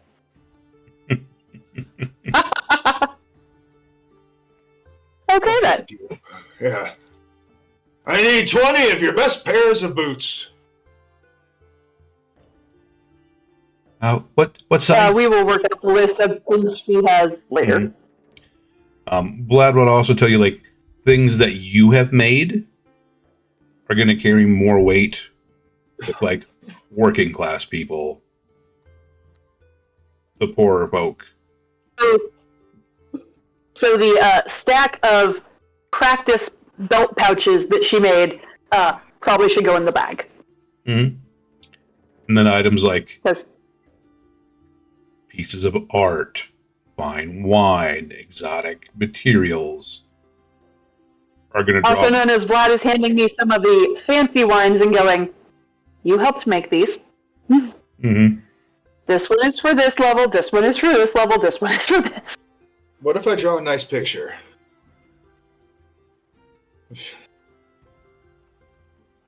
My art's not good enough. And I enjoy hauling 20 pairs of shoes. It amuses me.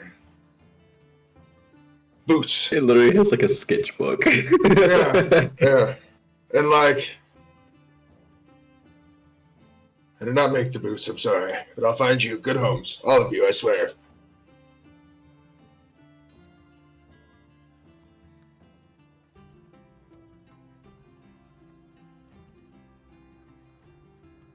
Plenty to choose from.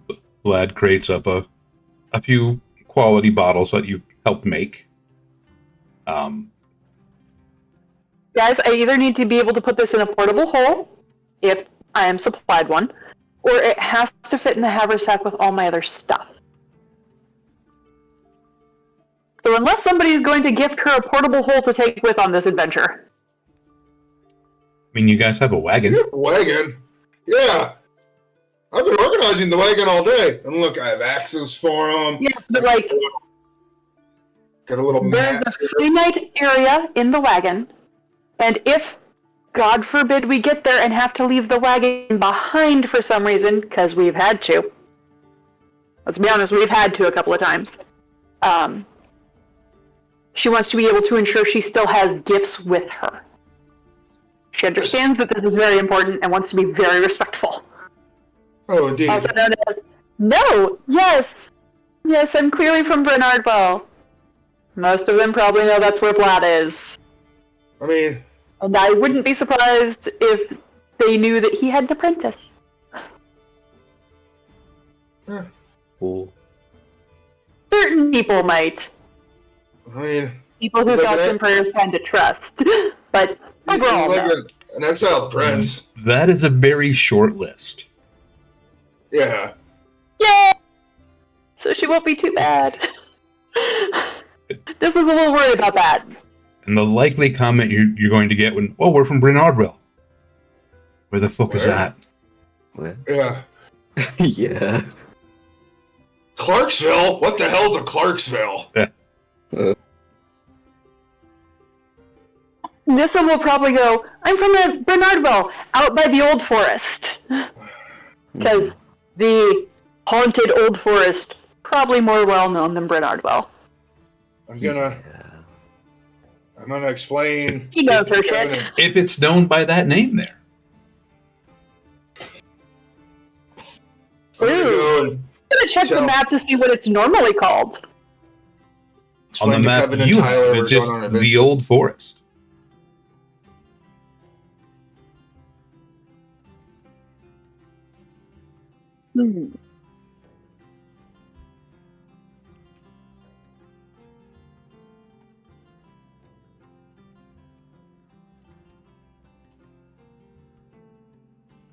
Does Vlad know? Does Vlad know what? What that would be called down there? Yes! Detective Vlad! Yeah. Info source, please. Nice. He would tell you that this area is likely to be known as, and he says a phrase in Dwarvish that's hard to translate. And it's something like the elf lands, but not for elves.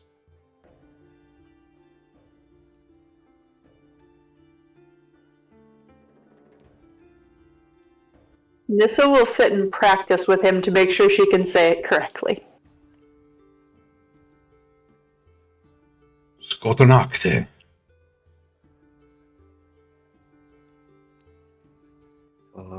No. You may also hear it Alternative referred. knock. You may also hear it referred to as the Fey Forest. Oh. Well, that explains a lot. Sure do. Oh. She goes and she gets out a couple of glasses and she pours them both some whiskey and sits him down and goes, so this... You're gonna need this. She hands him the glass. I'm not horribly surprised by that, considering I'm apparently part pixie.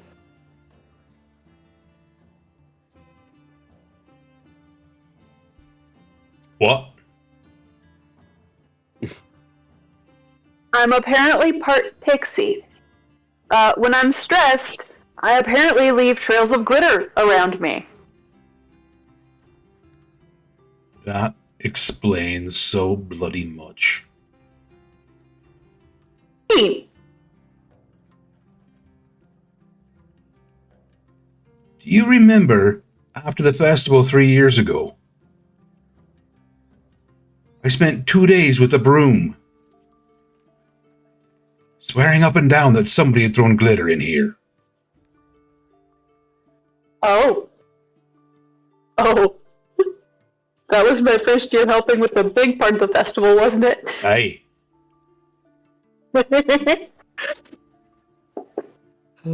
Oh. Well, yeah, that would. Nope, it was just me. Well, currently it disappears after a few seconds. But if I was that stressed, and that was before I was exposed to all the fey magics, yeah, that's probably it. Sorry.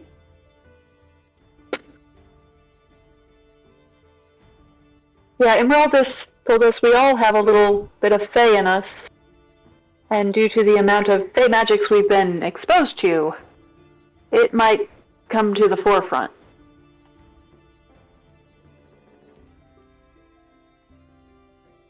Seems like that's going around. Oh really? Who else? I mean, have you seen Soraya lately? Yeah. Yeah, that's been going on for a while. I warned Mom. They're keeping an eye on her.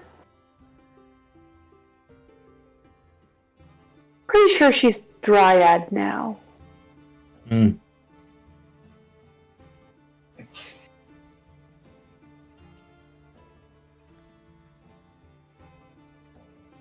She spent a full 15 minutes last Tuesday talking to a peach plant. Yeah. It's an excellent cobbler they made, though. Give her that.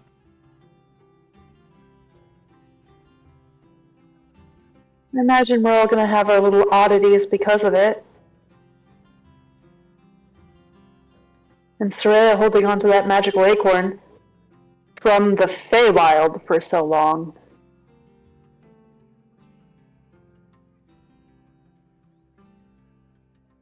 would do it. Aye. She had prolonged exposure. I've just had 3 serious doses so far.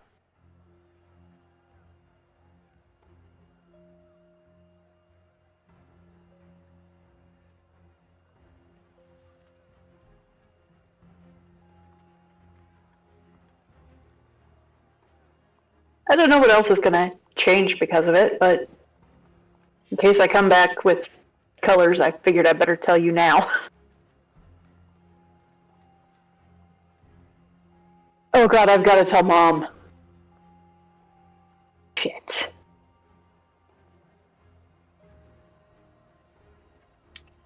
Don't envy you that.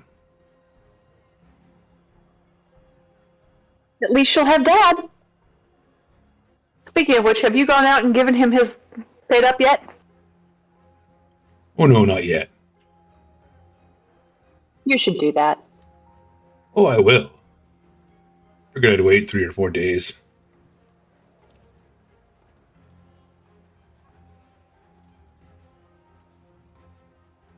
I'm pretty sure with us setting off soon, Mom and Dad will appear for a little while.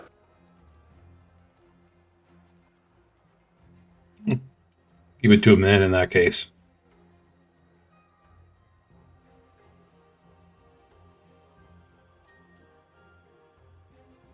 And with that, she will go about her rounds, gathering up stuff and gifts.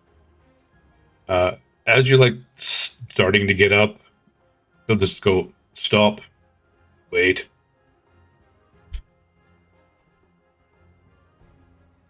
Knock back what's left of his glass, and you hear him go downstairs. And he comes back with 2 very dusty bottles. I'm guessing this is if I run into any other royals. Since I know you,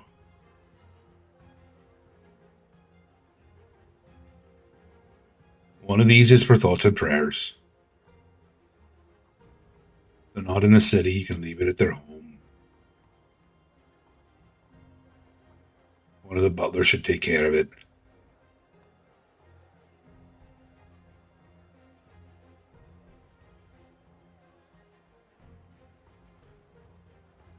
The other is for if you happen to run into my father.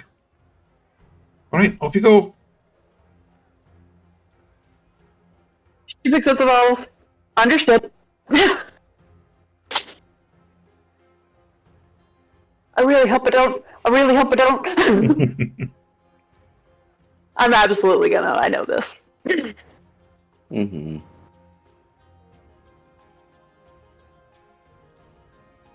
Okay. Off she goes. She will keep the very nice bottles. She will wrap them in nice cloth. Do the pretty bow, and they will live in the haversack for safety. Smart. Everything else kind of has the labels attached to them.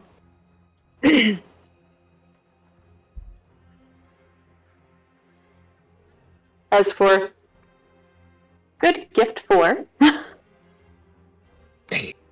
Good call. Just saying, she's not gonna try and memorize everything right now. Run all around. Mm-hmm.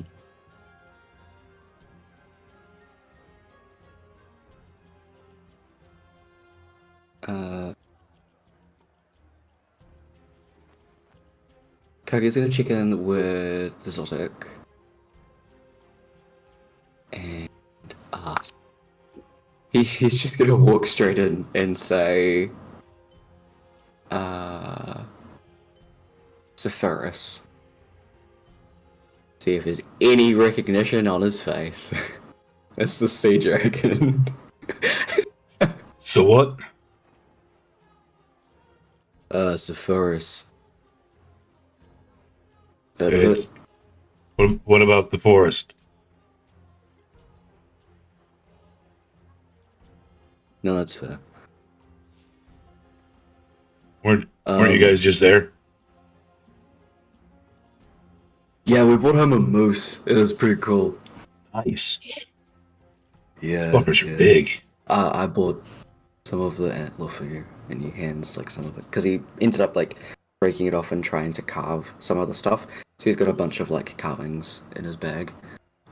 He gives one to Zoltok. It's Nice. gnarled and actually pretty shit, but he tried.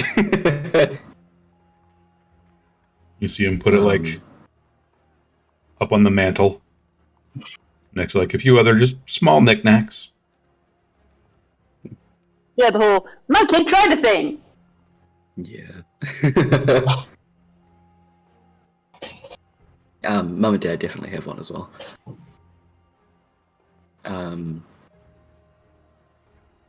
We're going to Kirivas probably tomorrow, so I'm just gonna rummage around my room for a bit. Also, it's really weird having 2 rooms in 2 different places. If you can't find me, I think Nessa told you I'm probably at the Jeweled Circle. I have parents I don't want to kill. Good for you, kid. Yeah. Is this what it's like being adopted? I think so. That's kind of nice. You had any more head dunking sessions? I've had a couple of conversations, yeah. How's that going? I mean, I'm the probably fish going to be empty? out of town for a while too. Doing some stuff. Mhm. You want to elaborate on that? I told you what I'm doing. Just a couple of jobs that I got called for.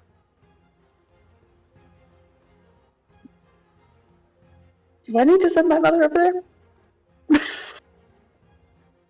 I'll trade you a secret for a secret. All right.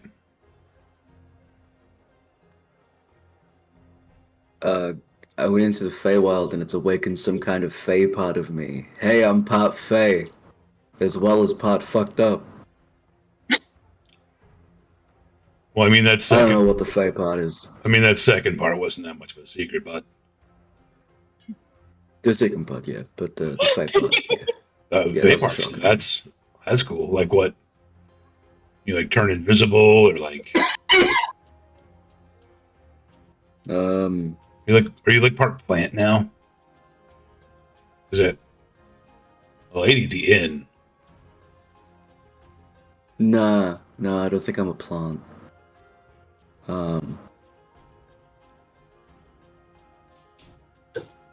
I don't know. Kind of looks over his shoulder. You know what I am? You're not very helpful, are you? Whatever. Fair enough. When I know, I'll let you know more. But the whole horseman shit, they're fakes that were made up by whatever the fuck that my past parents are sucking the dick of. That's fucked up. Yeah, very. So, greedy power shit, and it's trying to get out again.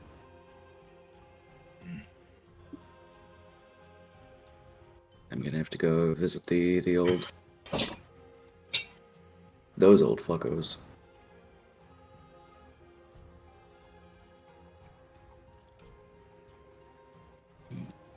Anyway, your turn.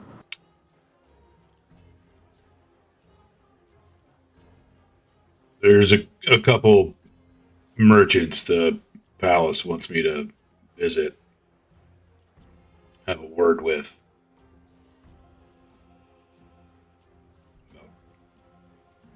Some of the cargoes they've been taking on.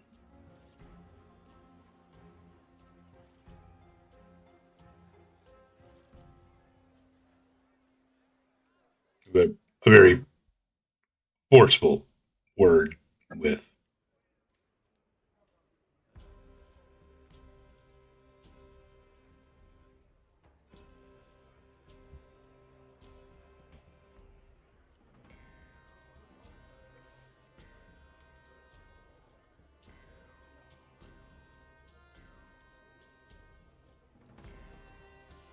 Kaga gets stolen and you're being, like, pinned for it, or was it something different? No, nothing like that. The palace knows I'm not involved in that kind of stuff. It's more like there are certain trades that happen in the world that are really frowned on.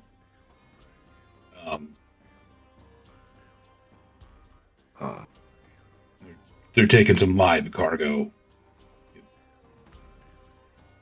Maybe not there willingly.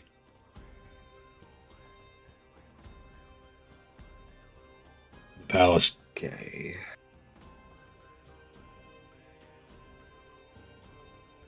And I know the palace, like, they have their reputation, but one of the things that they don't like is that kind of trade.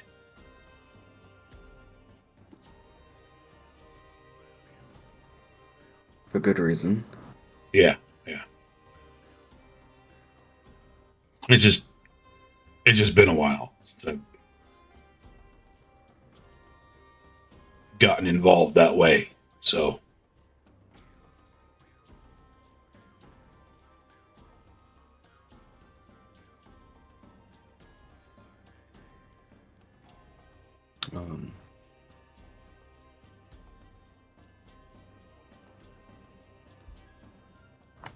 Kage have a sending stone to Zotic? I don't think so, I don't believe so.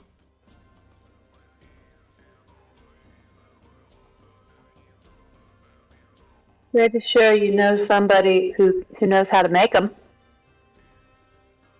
I mean, mine didn't just, magically appear out of nowhere.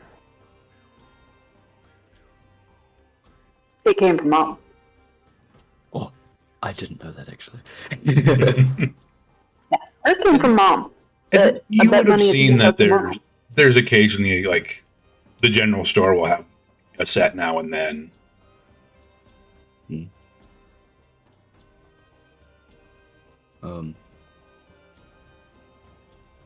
Maybe before we go, I can see if I can get my hands on a sending stone and run once here. Yeah, that'd be nice. Yeah. I'm not too sure when we're heading out, but I'll get a proper time from this. And yeah, yeah, good luck with that. I hope it all goes alright. It's be delivered pretty quick. Yeah, I mean, most of these operations are pretty small anymore, so.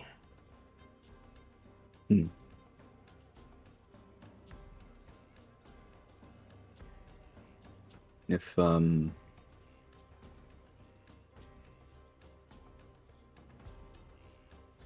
mean, if you're sworn to not, say anything, that's fine. But if you find it has anything to do with the horseman stuff, or even capital, you let me know. I have a hunch that a lot of shit's connected right now. Yeah, I kind of getting that feeling too.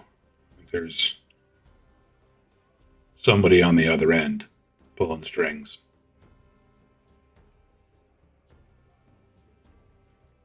Yeah.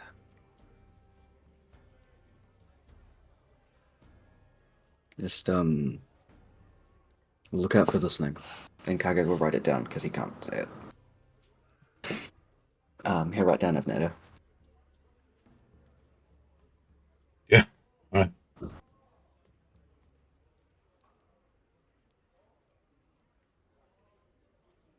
Give him a hug, go up to his room, kind of rummage around for a little bit, find a couple of his like pendants and stuff like that. He has a bunch of like other carvings and stuff that he's done from other hunts, other pelts and things that he's gotten. So he'll just kind of roll them up and put them into his backpack. Some changes of clothes that he somehow still has here. And yeah, then he'll head back out. Kind of passing through the town to see if he can see any sending stones. Just take a note of any price that they would be. Don't think I can get any right now, but he'll just have a look and then see if he can talk to Mama.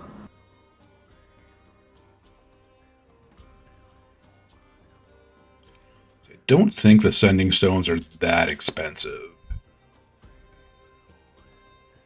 But Mom probably already has a backup set, because Kid is not necessarily the most reliable, let's be honest. I was my father's child. True. He'll probably just run through town and then be like, I don't know. Run back to the circle. Ask Nissa where she got hers.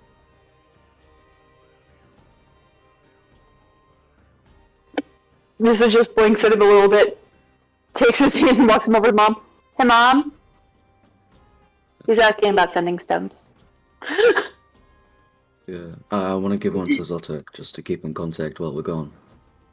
Oh, that makes sense. Yes. I think we have an old set here somewhere. Oh, yeah, that'd be great if you don't mind. To rummage in one of the back rooms, and comes out a bit dusty. Like a somewhat old and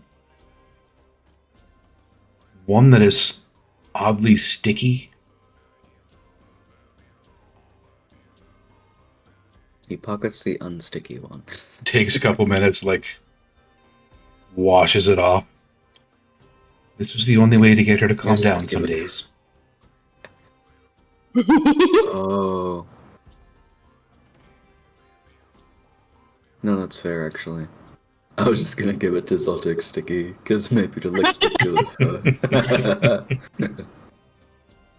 But no, that's a good call. That's a lot nicer than what I would have done.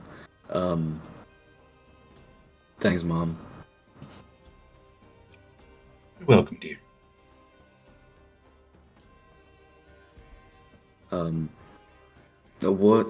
When are we leaving, Nissa? Is it tomorrow or tonight? Tomorrow, possibly the next day. I feel like it's tomorrow. But if we need to get some more stuff compiled, well, Rosin won't give us our friend back. Yeah. Okay. Been a little while since they practiced with the troop, so there might need to be a practice day before we can, take off. Yeah, true. Because Rosin is still scary. You remember where you got your bag from? The one that like holds a bunch of stuff. Points at Dad. Dad. Yes. Son. Dad, Dad, where the bag come from? Yeah. Oh, I bought it in a shop, I think.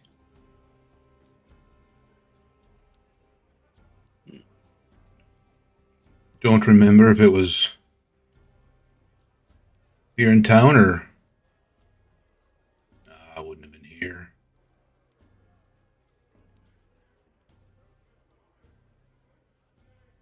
Maybe a salesman came? Oh, no. It's okay. I'd gone to the capital once. taking some goods there for trade.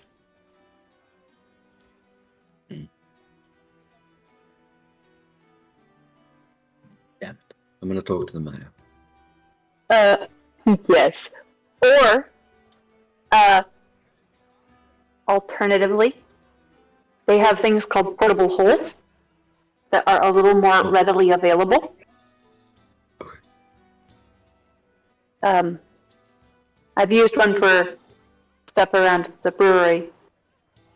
There's a reason that we can make that much stuff and not be that big of a building. It makes so much sense. Okay, I'll keep an eye out for them, because I gotta run this back to Zotic anyway, so if we need more space for stuff, I'll have a look around. Thanks, Mom. Thanks, Dad. Thanks, sis. Bye. Run out the door.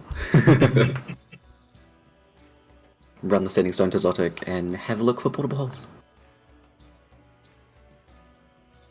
They do not have any in town. No. Those are a rarer item. That's fair. He would still like to go and talk to the mayor, but we can come back around to that after checking with somebody else. All right.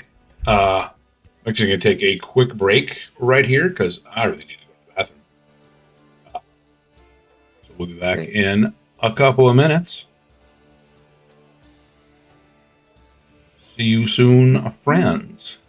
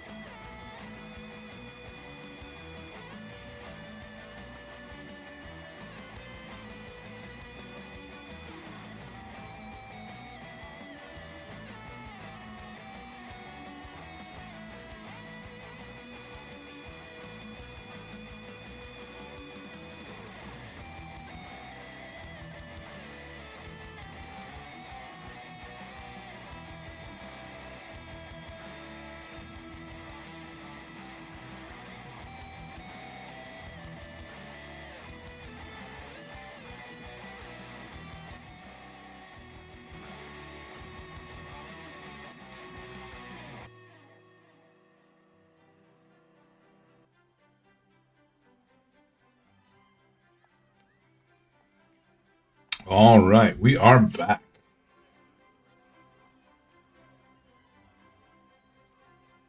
So, Nomura, what have you been up to so far? Okay, so I went and told Mother Adelaide where I was going. And then I went to go find Rosin. They're staying at the end, but like that makes sense. So it's like I saw Miss Soraya. I was like, hi. And then I found a troop and they was practicing and Rosin said like, you missed so much practice. Grumpy. And I was like, but you like sent me out, okay? Like, how am I gonna make it back for practice if you send me out to go find monsters all the time? Like, what? Like, how you gonna send me to go find monsters? And Razin was like, there's no excuses. You can still practice on the road. And I was like, but we was fighting monsters. Like, am I supposed to practice on the monsters? Like, I don't know if they like music. And then Razin's like, I mean, yes. So, like, I gotta practice now. And, like, yeah, it's going pretty good. I show off my whip dance. It's like, what the? Show off my dance. That was pretty cool. Everyone thought it was cool. And yeah, we just said, oh. And I told Razin where we was going. And I was like, am I gonna see Hella and Dowdy? And she just kind of stared at me. And then changed the subject. I don't know what she's talking about. It's like, we're supposed to go see them. We ain't seen them yet. And like, I gotta show off my cool shiny stuff. Plus my new dance. Like, it's cool. Like, look, I do this. And I do this. And then this. You know? Oh, and I showed off my cool gloves, and Rosin kind of stared at me and was like, practice, because I kept getting distracted. So, yeah. Yep. That's about it. As you were practicing with the troop, Chris from the general store comes in with a package. She hands to Rosin. Oh. What's that? Rosin, what is this? What is it? What is it? Can I open it? You sneak a quick peek at the label, and it's from Hella and Dowdy. Hello? Let me open it. Let's take it. Open it. Fine, sit down. Yes. You're gonna see like Nomura like straight up just go like plop straight down. Like probably should be physically possible. They don't care at this moment. They are excited. Just anime plop air cloud straight down on the ground. Like yes, I am sitting. Open it. Open it. Super excited. Ha. Walks over to a table and like gets a small pry bar and starts opening the crate. Yeah. Starts taking out like a bunch of smaller like wrapped parcels. There's a couple of notes that she pulls out, looks over quick, and sets those down. And then a couple of letters that are sealed.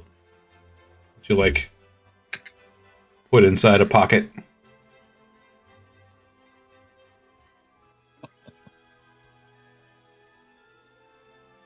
Go ahead, open a couple. I want this one. It's like this. It's one of the packages. Oh, that one. This one looks good. I open it. All right. I can do this. Like you see, like Nomura straight up, just like in the lap, like slowly, delicately undoing the paper. Like very super careful about the paper. I don't know why yet, but very super like careful. Like practice respect. Be daintiful. Have my P's and Q's. Don't rip stuff up, because then you can't put it back together, silly. And like, opens it, and what's in the parcel, Rick? This one, you find several small labels, or several small jars. Yeah. Individually labeled with different spices. Ooh, spices. You're gonna see like Nomura kind of like look at them and like look at the tops and like sniff them and like sneezes and like, oh, okay, I know. Oh, it's over my nose. What about that? What's in that one?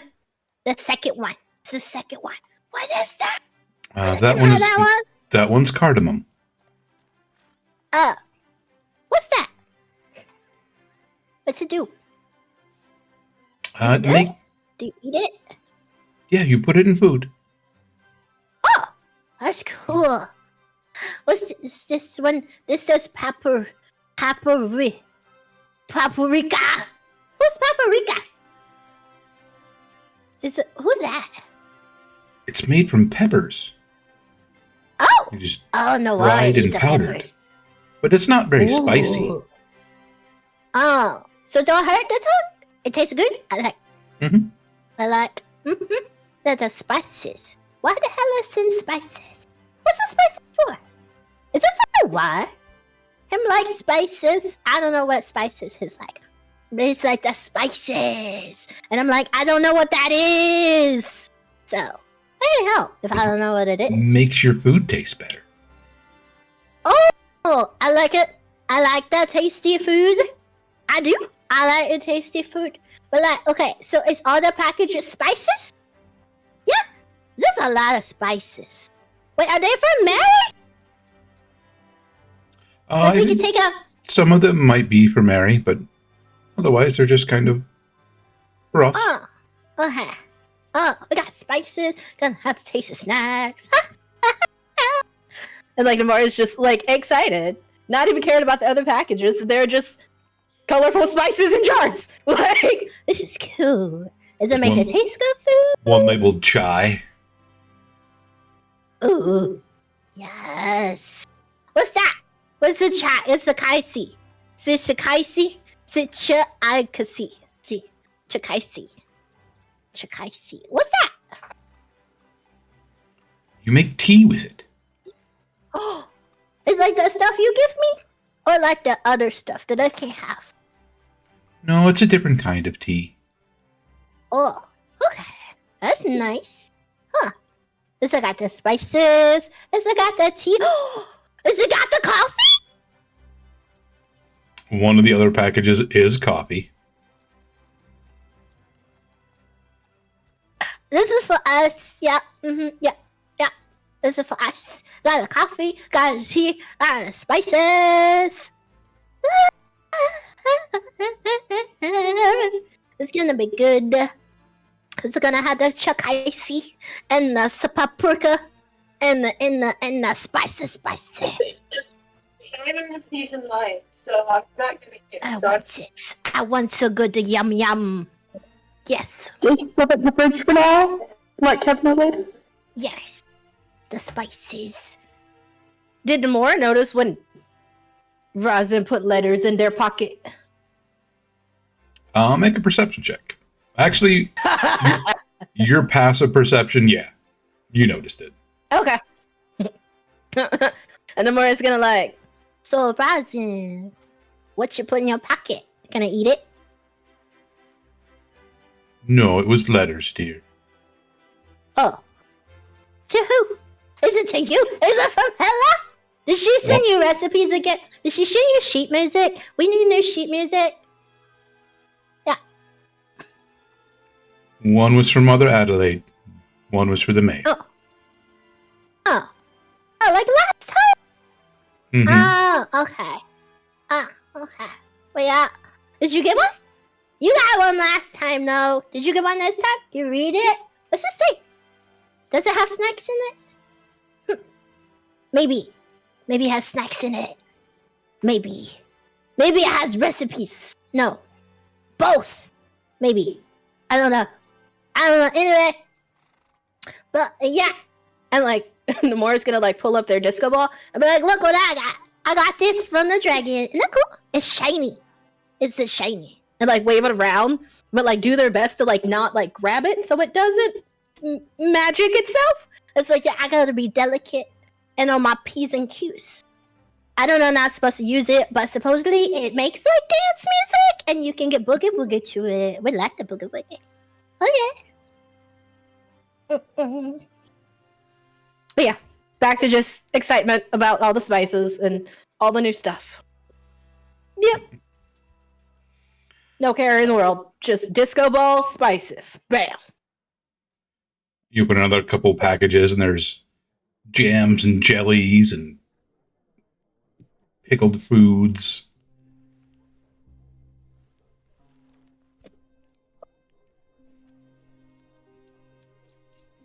There's the snacks. Oh, snack.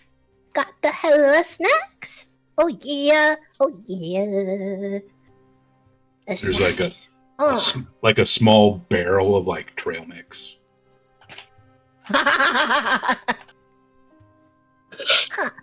Huh. Can I take this trail mix with me? And I can put it in this bag. Because she puts it in the oatmeal. Mrs. Bag cannot hold that. No! There is a limit to one, how much it can hold. Two, the size of the opening. Oh, you're right. It's a barrel. My chest's too small for a barrel. I can't have it, but I can have a bag of it. It's a bag. Again, Oh, my with the, we person. should probably be looking for like a portable hole or a bag of holding. I'm working on it. But yeah, the haversack, while cool and has a great, you just put your hand over it and think, and you can get whatever you want out. Really neat thing. Only holds 100 pounds. Oh my god. That's a tease. That's a whole tease. 500 pounds. But you gotta go rummaging around in that to find your thing. We need a holding And bag. then there's like portable holes. But yeah. We need that. Yup. Should I look We for a need the portable bag. hole with Emeraldas? Damn it. We can ask. Yes! Super hype energy! Not Yeah, giving you a, the more a she's portable excited. hole yet. We're not getting a hole! Not gonna lie, the haversack was a big thing this early. It just is. Mhm. Mm-hmm. It's so No hole. handy. No But, hole. But yeah, we're setting out on a thing where we're kind of, well, at least me at this point, is a messenger person and a delivery girl. So yeah, I might need more storage space than 100 pounds. Which is why she took more flowers and seeds than she did leather pouches, because they are lighter and smaller. Yeah. And like, it's seeds from her garden and from her family, so they are still something that she helped create by helping populate the plants. So it can kind of fill that checkbox too. Wait, did Namora tell Razin that they know that they're part Fae? They probably would have at this point, right? Just totally just rambling. Most I likely. think so. Yeah, okay. Like, yeah, and then, oh yeah. So like, oh, Ganymede taught me how to use a blade. And like, now I use a whip. And I know thunderclap. I know all that stuff. And like, it's kind of cool. Cause like, they're not fighting no more. They're just like helping each other and me. And it's like, I learned all this stuff. And I'm like, wata! Ninja! Wah! Just super, trying to show off the moves. Because, Mhm. that's what kids do. Gotta show off to the older sibling the moves. Oh yeah. And like, oh yeah.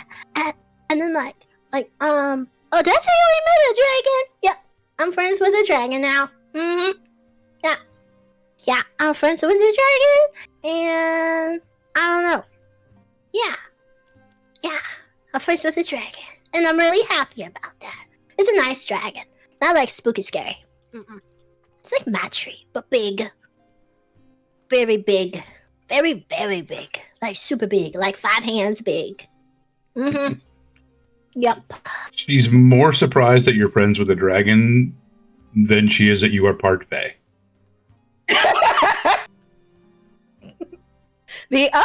Okay. I mean, His name's Emeritus. That's nice.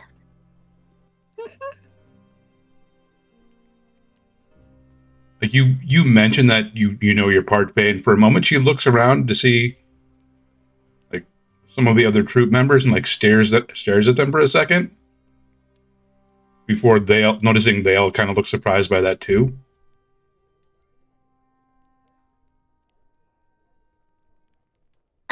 Everybody knew. I just found this out because Emeritus said we got too much super phase stuff. Like, he gave us stuff, and then, like, the Green Man gave us stuff, and then, like, we got a lot of stuff. Like, not a free stuff, but like powers. Heal. I don't know. It was green. That's all I got. So this dragon didn't say anything about anybody else or like anybody in the troop, did he? Not in the troop. Well, no. Nissa. Nissa's a pixie. Nissa's a pixie. And then I don't know what Rue is, but Rue's Rue. Rue Matry. I don't know. Maybe Rue's a dragon. And then well, Kage acts like a wolf. But I don't know of any Fey wolves. But he's also raised by wolves. But like we all got Fey in us. Yep. That's it. I don't know what it is though. But yeah. Yep. That's it.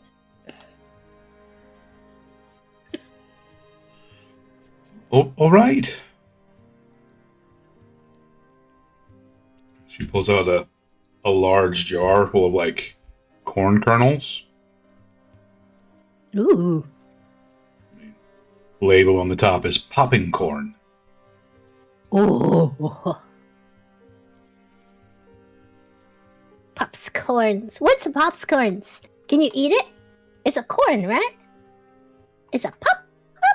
Apparently, if you put the seeds in a little bit of oil and heat them up, they kind of explode. Oh. But you eat it? Once that like pops, you can eat it. Oh. It's like a popcorn. Huh. Well, you can't use it as a weapon, but you can use it as a surprise snack. Mm-hmm. Don't show Rue. He might try to blow it up on people. I'll keep it secret. It's a shh, no tell. But then we have popcorn bombs, just like tea kettle bombs. They made tea bomb, and then they make a popcorn bomb. Then it's gonna be like a cherry bomb. You know, I don't know. It'll be all the bombs, and they're tasty, but you know, dangerous. You know. Mm-hmm. Yep.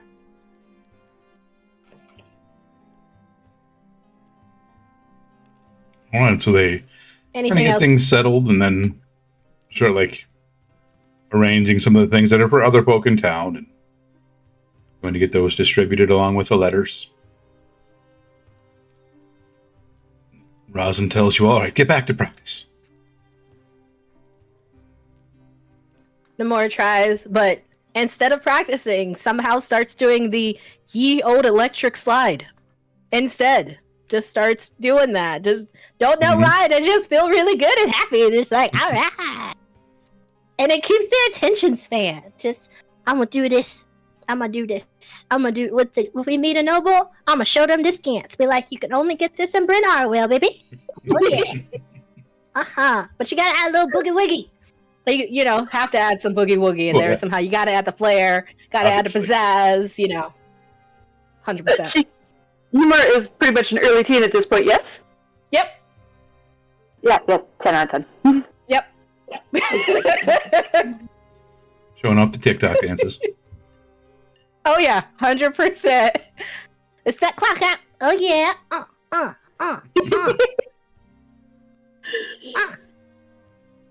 Oh yeah. Mm-hmm. All right, they get you back to practice. What else is Rue up to?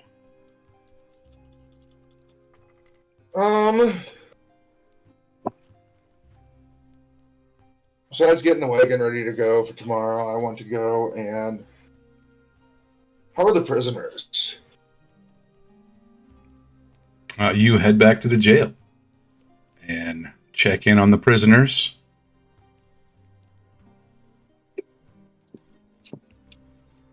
The one that was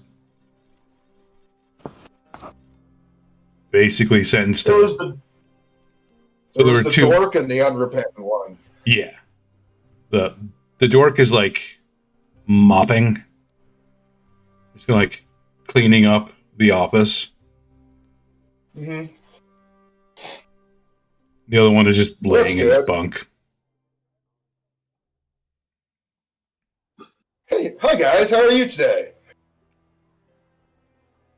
I'm good. I'm good. That's good. Keeps mopping. It turns out the 4 horse. I see that. You're doing a good job. Thanks. Yeah. I'm happy I didn't kill you. Oh, me too. Yeah, it turns out the 4 horsemen of the apocalypse you guys are working with are just fakes. Did you know that? I don't know. It seemed pretty real to me. Nope, they're just fakes made by somebody else. It looks like there's this is a distraction plot, it seems to me. What do you guys make of that?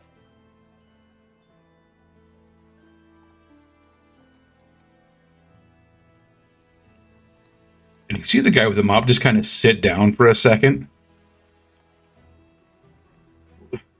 But they said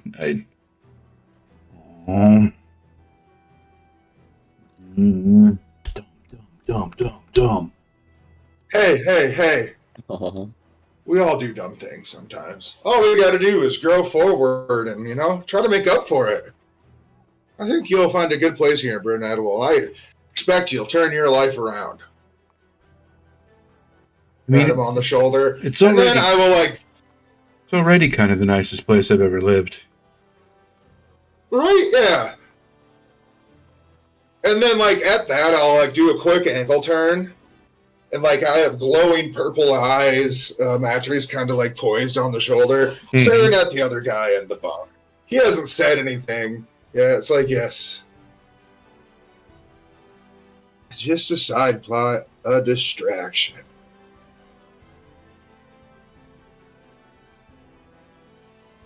I want to hurt him back, though. Can you help me with that?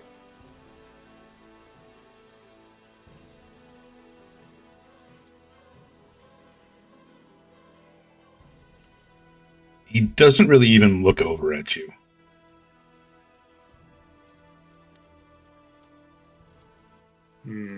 Good luck with that.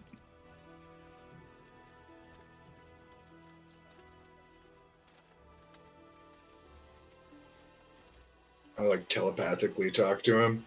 That's it. You're just gonna lay in your bunk the rest of your life feeling sorry for yourself. Come on, give me something. Don't you want to snap back a little bit? Or are you just defeated and done now? I will say out loud.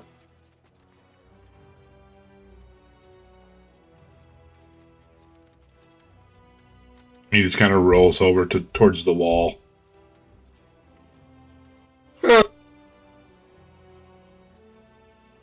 If only he could aspire to be like you. I will turn towards the man mopping the jail. At least you're getting something done. And I'll pat him on the shoulder again.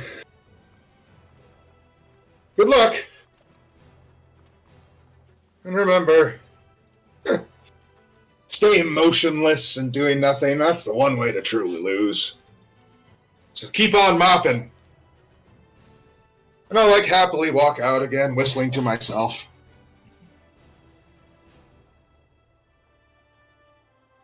And I will, if I find the little guy who I have trying to get me some seawater in the watering vases and the buckets, be all right, we're taking off tomorrow at some point. Your mission's timed now. Good luck. You find him with one bucket, about halfway filled with water, and he just keeps pouring salt in, stirring it around, dipping a little bit of a glass in, taking a sip, spitting it out, pouring more salt in, stirring it around. No, that one's good. That one's good now. Oh. Dehydration to drinking salt water. As a matter of fact, buddy, go drink some Gatorade, okay? Yeah. Your kidneys are gonna be upset. Don't drink that much salt water, bruh. Okay. Are you okay? And you can see he's got the white stuff, just kind of at the corner of his mouth. Go to Mother Adelaide and tell her honestly how much salt water you drank. I don't know. I know you don't. Go, run now. That's your quest now. Okay. Yeah.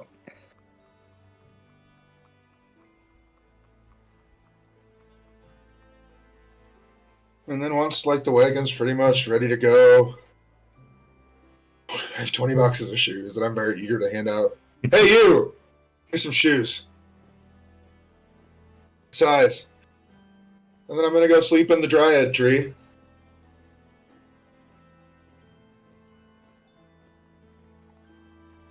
You make your way to the tree and climb up.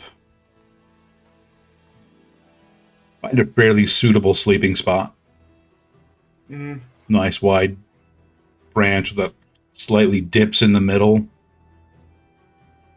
You can really kind of nestle in there. Mm-hmm.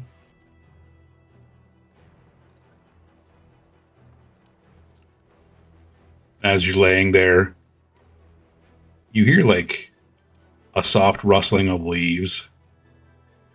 And you look over and Soraya's standing there. She's kind of looking at you. Hello. Oh, it's you again. Mm-hmm. We're going to be leaving soon, so you're going to need to watch over the town. You feel suited for that. I think so. Is there any Soraya left? You can see her face slightly kind of breaks into a soft smile. Yes. Good. I hope you can hold on to that. We are still here. Good. I think I understand a little bit. Hold on to both halves, I think.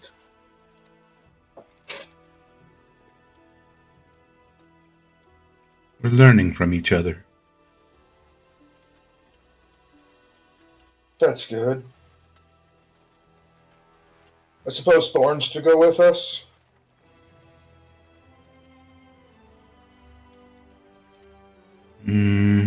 I don't think so.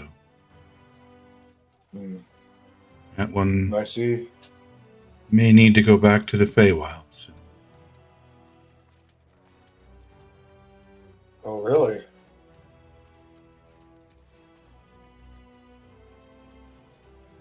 That'll be hard for her. Why's that? It is her place.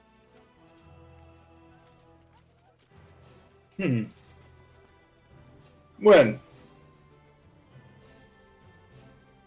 Oh, I don't know. Time is a strange thing here. It is. I will say, though, What is time to a your own tree? places. Oh. But your own place is where you make it.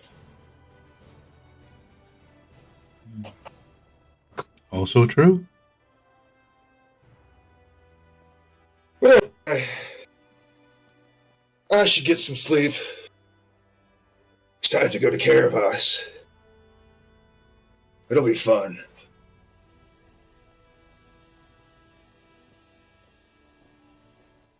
I have a question, though, for you. Maybe you know. Why is this town in some sort of stasis? It doesn't grow, it doesn't shrink. It feels different here. Is it protecting something?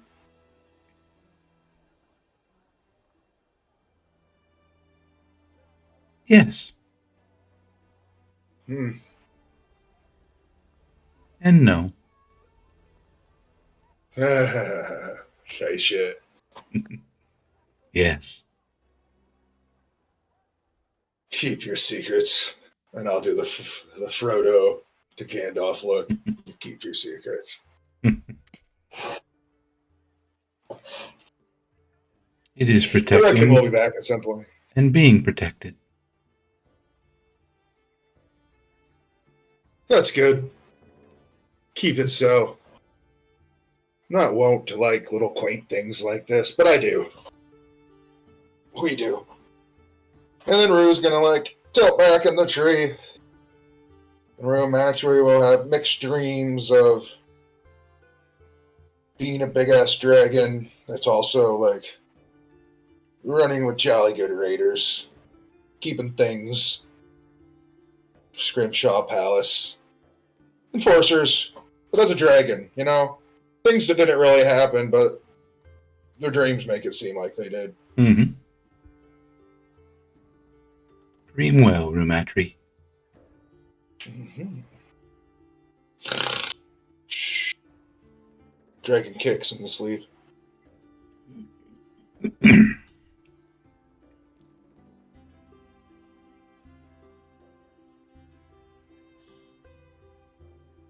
You each pass the night again. Sun rises the next day.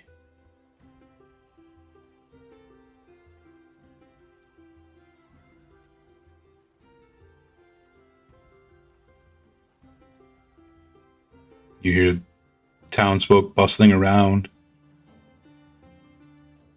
Farmers taking carts out to the field, some bringing crops in. Some children. Has anybody laughing. actually checked in with the mayor? I don't think so yet. Yeah, I think Not I in the was going mayor's to do that. place.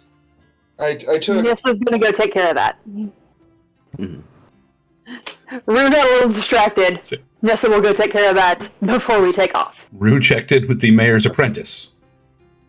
I took the apprentice away for a little while, so if anything, the mayor's like getting shit done for once. Pretty much. Yeah. You did notice, like, when you were checking the barrels that the apprentice was working on before he dehydrated himself, one of the books that he had out was Contacting Elemental Planes.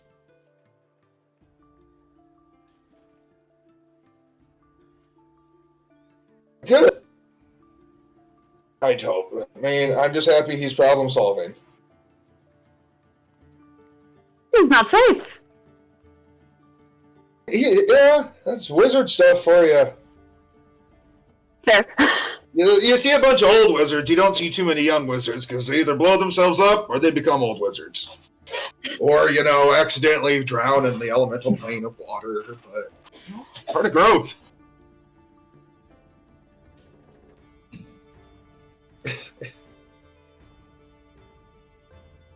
Yeah, Nissa will go check in with the actual mayor. You find her just, like, relaxing. You come in like she is just in the comfy chair, book in hand, mage hand holding a hot cup of coffee.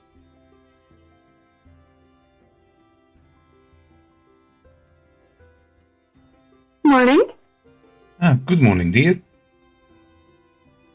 What can we do for you?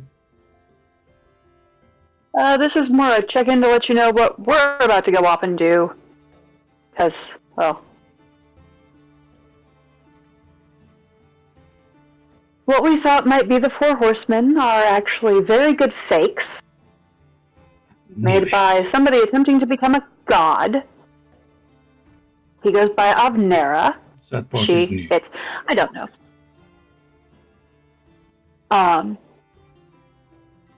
My dad was right. There was absolutely a dragon in those caves.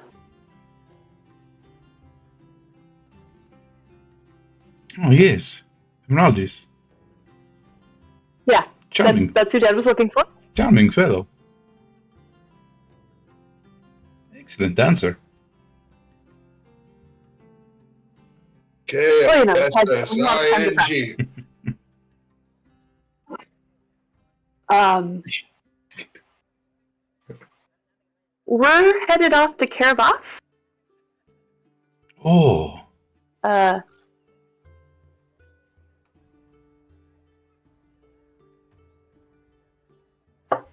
Yeah. you look terrified, dear. What is it? With the famine to the south of them, and potential war to the west, and we're looking for another dragon. Not sure how we're going to be received. We've got gifts, we've got travel supplies, probably setting out today yet. But yeah, if you get any weird missives about, hey, is this weird group actually yours? That might be why. I think it has been quite some time since anyone from the Iron Kingdoms has contacted anyone in Bryn Ardwell directly. But very well. Yeah, just in case you get some weird questions. Yeah, that's where we're headed. That's the direction we're going.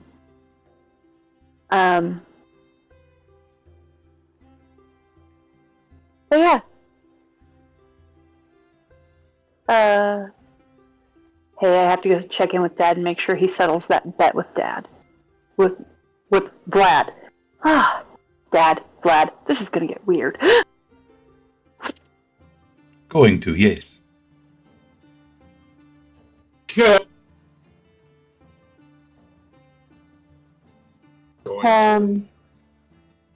just kind of recount what they saw on their way in,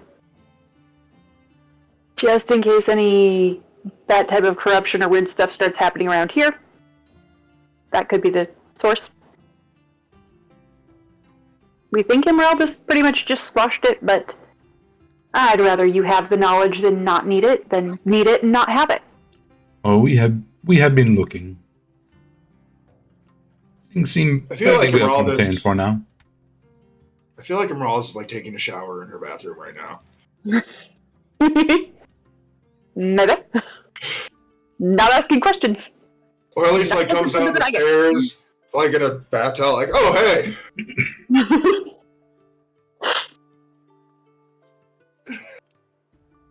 That is I exactly feel like what he's happens. first date. Oh, perfect. Yeah. Not surprising. Sure, the age gap's big. I mean, the mayor is like 120 years old, and Rawless is thousands. But, you know, who am I to judge? Do you realize the age gap between my parents? I'm joking about age gaps on like 900 years. Like, once you're 110, you can date whoever you want. That's the rule, right? Pretty sure. Yeah. As long as Yeah, you're that both was well over adults. that. Yeah, right. Within your race. Yep.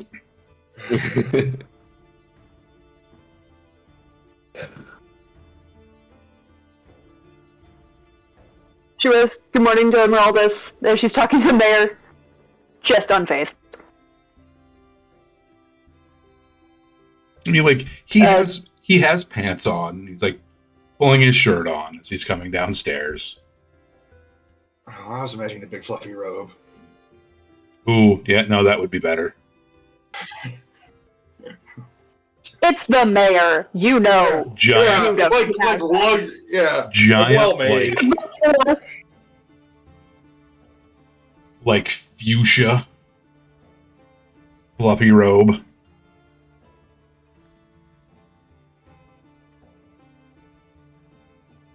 Yeah, Nessa's not asking questions. She's pretty well accepted. If you are going to Caravas, you have to go to this little bakery I used to go to when I would visit there. Fantastic. Nessa gets out her pen and paper. Okay. Where else? Names? I believe it was Zilries.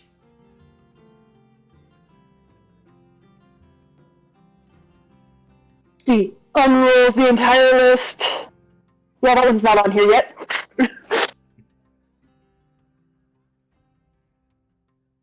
She's just got a little bit of a list. You know, a couple of packages.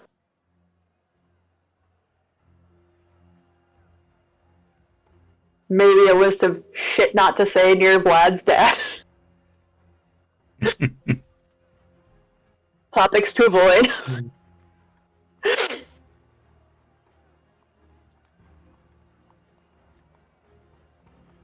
Well, I hope you enjoy your trip.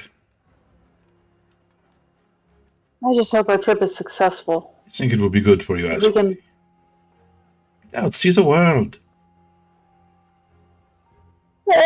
keep the world from imploding on itself more like, but whatever. That is a part of it, yes. We're worried about the implosion. Might be cool to see some things, but like, it's not going to the heart of the old forest, which is kind of a goal. Oh, yes. It has its attractions. But as a druid, yes. Yes, it does.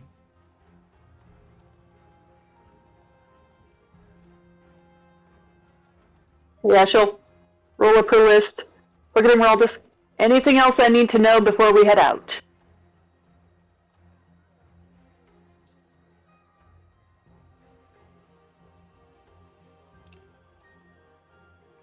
Pack dry socks.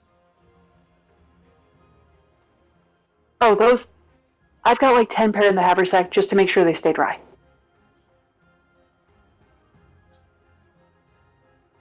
Yeah, what sucks? Leads to trench foot. No fun.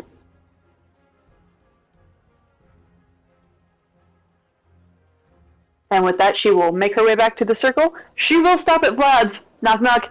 Hey, we're about to load up the wagon and head out. You should come settle up with Dad.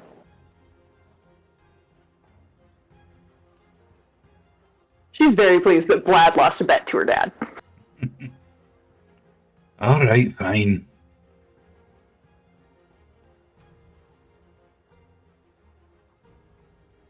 Just gather up the group, work on saying our byes. Mm-hmm. Heads around.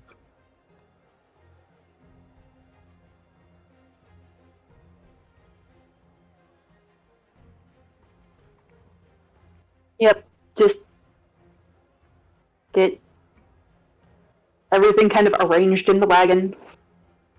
Going, this is very full. Oh god, this is full.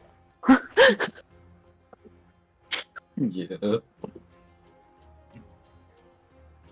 Realizing we may have went a little overboard, but she's okay with it.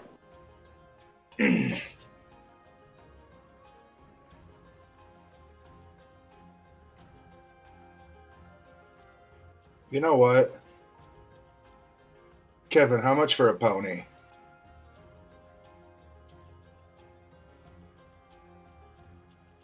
$35 gold. We have Kevin and Tyler. Why are we getting another pony? I don't Because then we know. have to, It feels like having more ponies is good, right? then we have to carry more feed for the ponies. Ponies mostly eat grass. They're moving actually, around. they need oats, or else, like, grass for them is like popcorn for us. Not a lot of substance, doesn't actually feed their body. They need the oats. Then how do wild ponies live? Because they live in places where they aren't growing, like, not nutrient grass. But generally, especially if you're having them do work, you want them to have the oats. Not just the hay and the grass.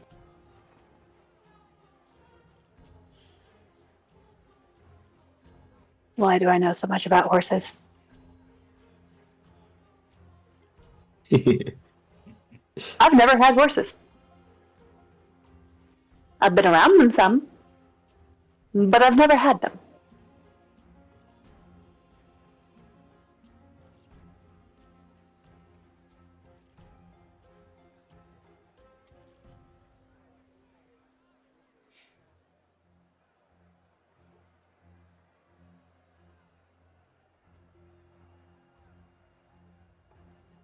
Nomura goes to the apothecary, and Thorell hands you a couple of ointments for itch soothing and to kind of help with regrowth. thinks it's the itchiest. And like, I'm not supposed to scratch. So, Brother Adelaide said to come get stuff so I don't itch. Because then I open it and I'm not supposed to do that. I don't know. Supposedly it's a new feathers. But like, I just have feathers. Like, I don't know why I need new feathers. But it's itchy. Thank you. She hands you one that's like a cream. Put this on twice a day. Okay. And then there's a like a liquid she hands you, and like this one you can use like in between if it gets really itchy. Okay. Just put a few drops of this on and rub it in a little bit. Okay. So this one 2 times a day. This one, a few drops, rub it in when it's dry. Okay, I got it. Thank you. I'll do that. I hope they come back. This is itchy. I don't like it. And you see, like, Namor has, like, the urge to, like, scratch, and, like, they stop, and they're just like, not gonna scratch it. Nope. And, like, has that look of, like, wanting to scratch, but, like, walking off. Just, I'm not gonna scratch it. Nope.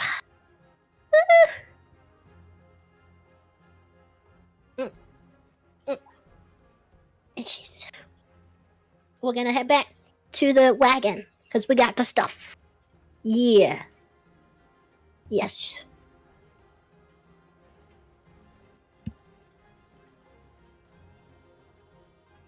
All right, your wagon is loaded. Goodbyes have been said. Supplies have been arranged. Time to head out into the wider world.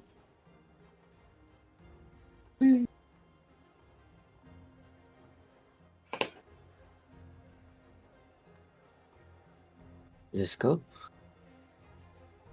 You make your way out of town.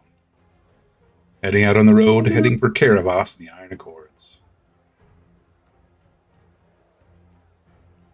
Are any of the dragon cultists coming with us? Excuse me, Templars. Get this all perspective, huh? They are not. You can see that they have kind of been working on one of the abandoned buildings that was in town. Okay. Fixing up. And you can see, before you leave, the sigil. Their flag flying over the building. Good for them. Ooh, that's a mountain range, isn't it?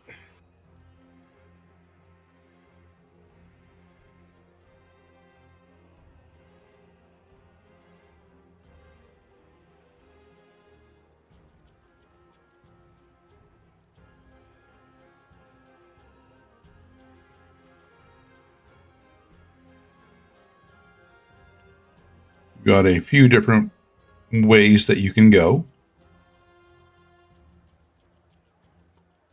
The most direct would be through Glinstone, the capital, through the mountains by the village here.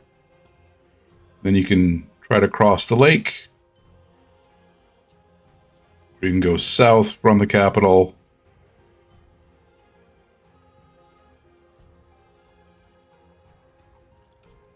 Find the right tool that I want. Good luck with that. Yeah.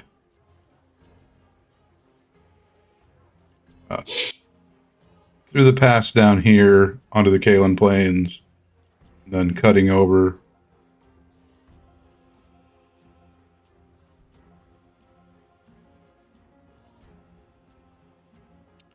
You could also I don't know choose- that we would have a good shot at getting across the lake.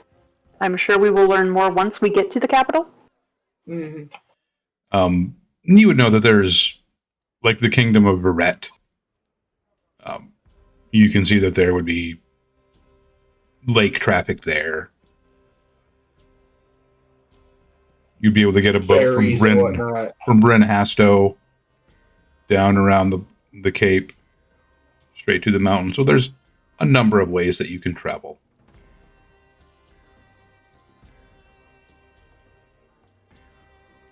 I know You how guys- I'm going to travel in style. Fuck yeah. You can go towards Glenstone, to Camp Chimar, and then to the capital, whichever way you guys want to go. I feel like Camp Chamar should be our first stop, anywho, it feels like.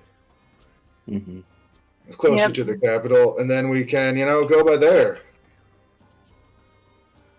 Kevin, is Camp Chamar Bryn Ardwell's rival? No. Okay. It's like the nearest big town. Okay.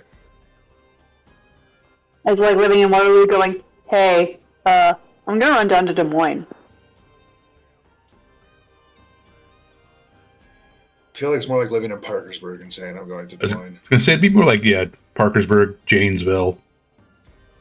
Hey, Parkersburg yeah. is way nicer than Janesville, sir. I've honestly not spent much time in Parkersburg, so I'll take your word for it. Where He I'm is from, it has to be Not like- wrong. And I've spent time in both. Janesville's fine, but it is. Yeah. It's definitely Janesville. Yep. There's a reason when I made you guys go to Janesville in my campaign, Zach was like, haven't we been here for a week? No, only a day, man. Zach had a baby. Saw that. Yeah. Yeah. You guys One don't of know Zach. Players in our last campaign. Yeah. The one who we made a god. Yeah. Oh, Nicer god. I got it pretty.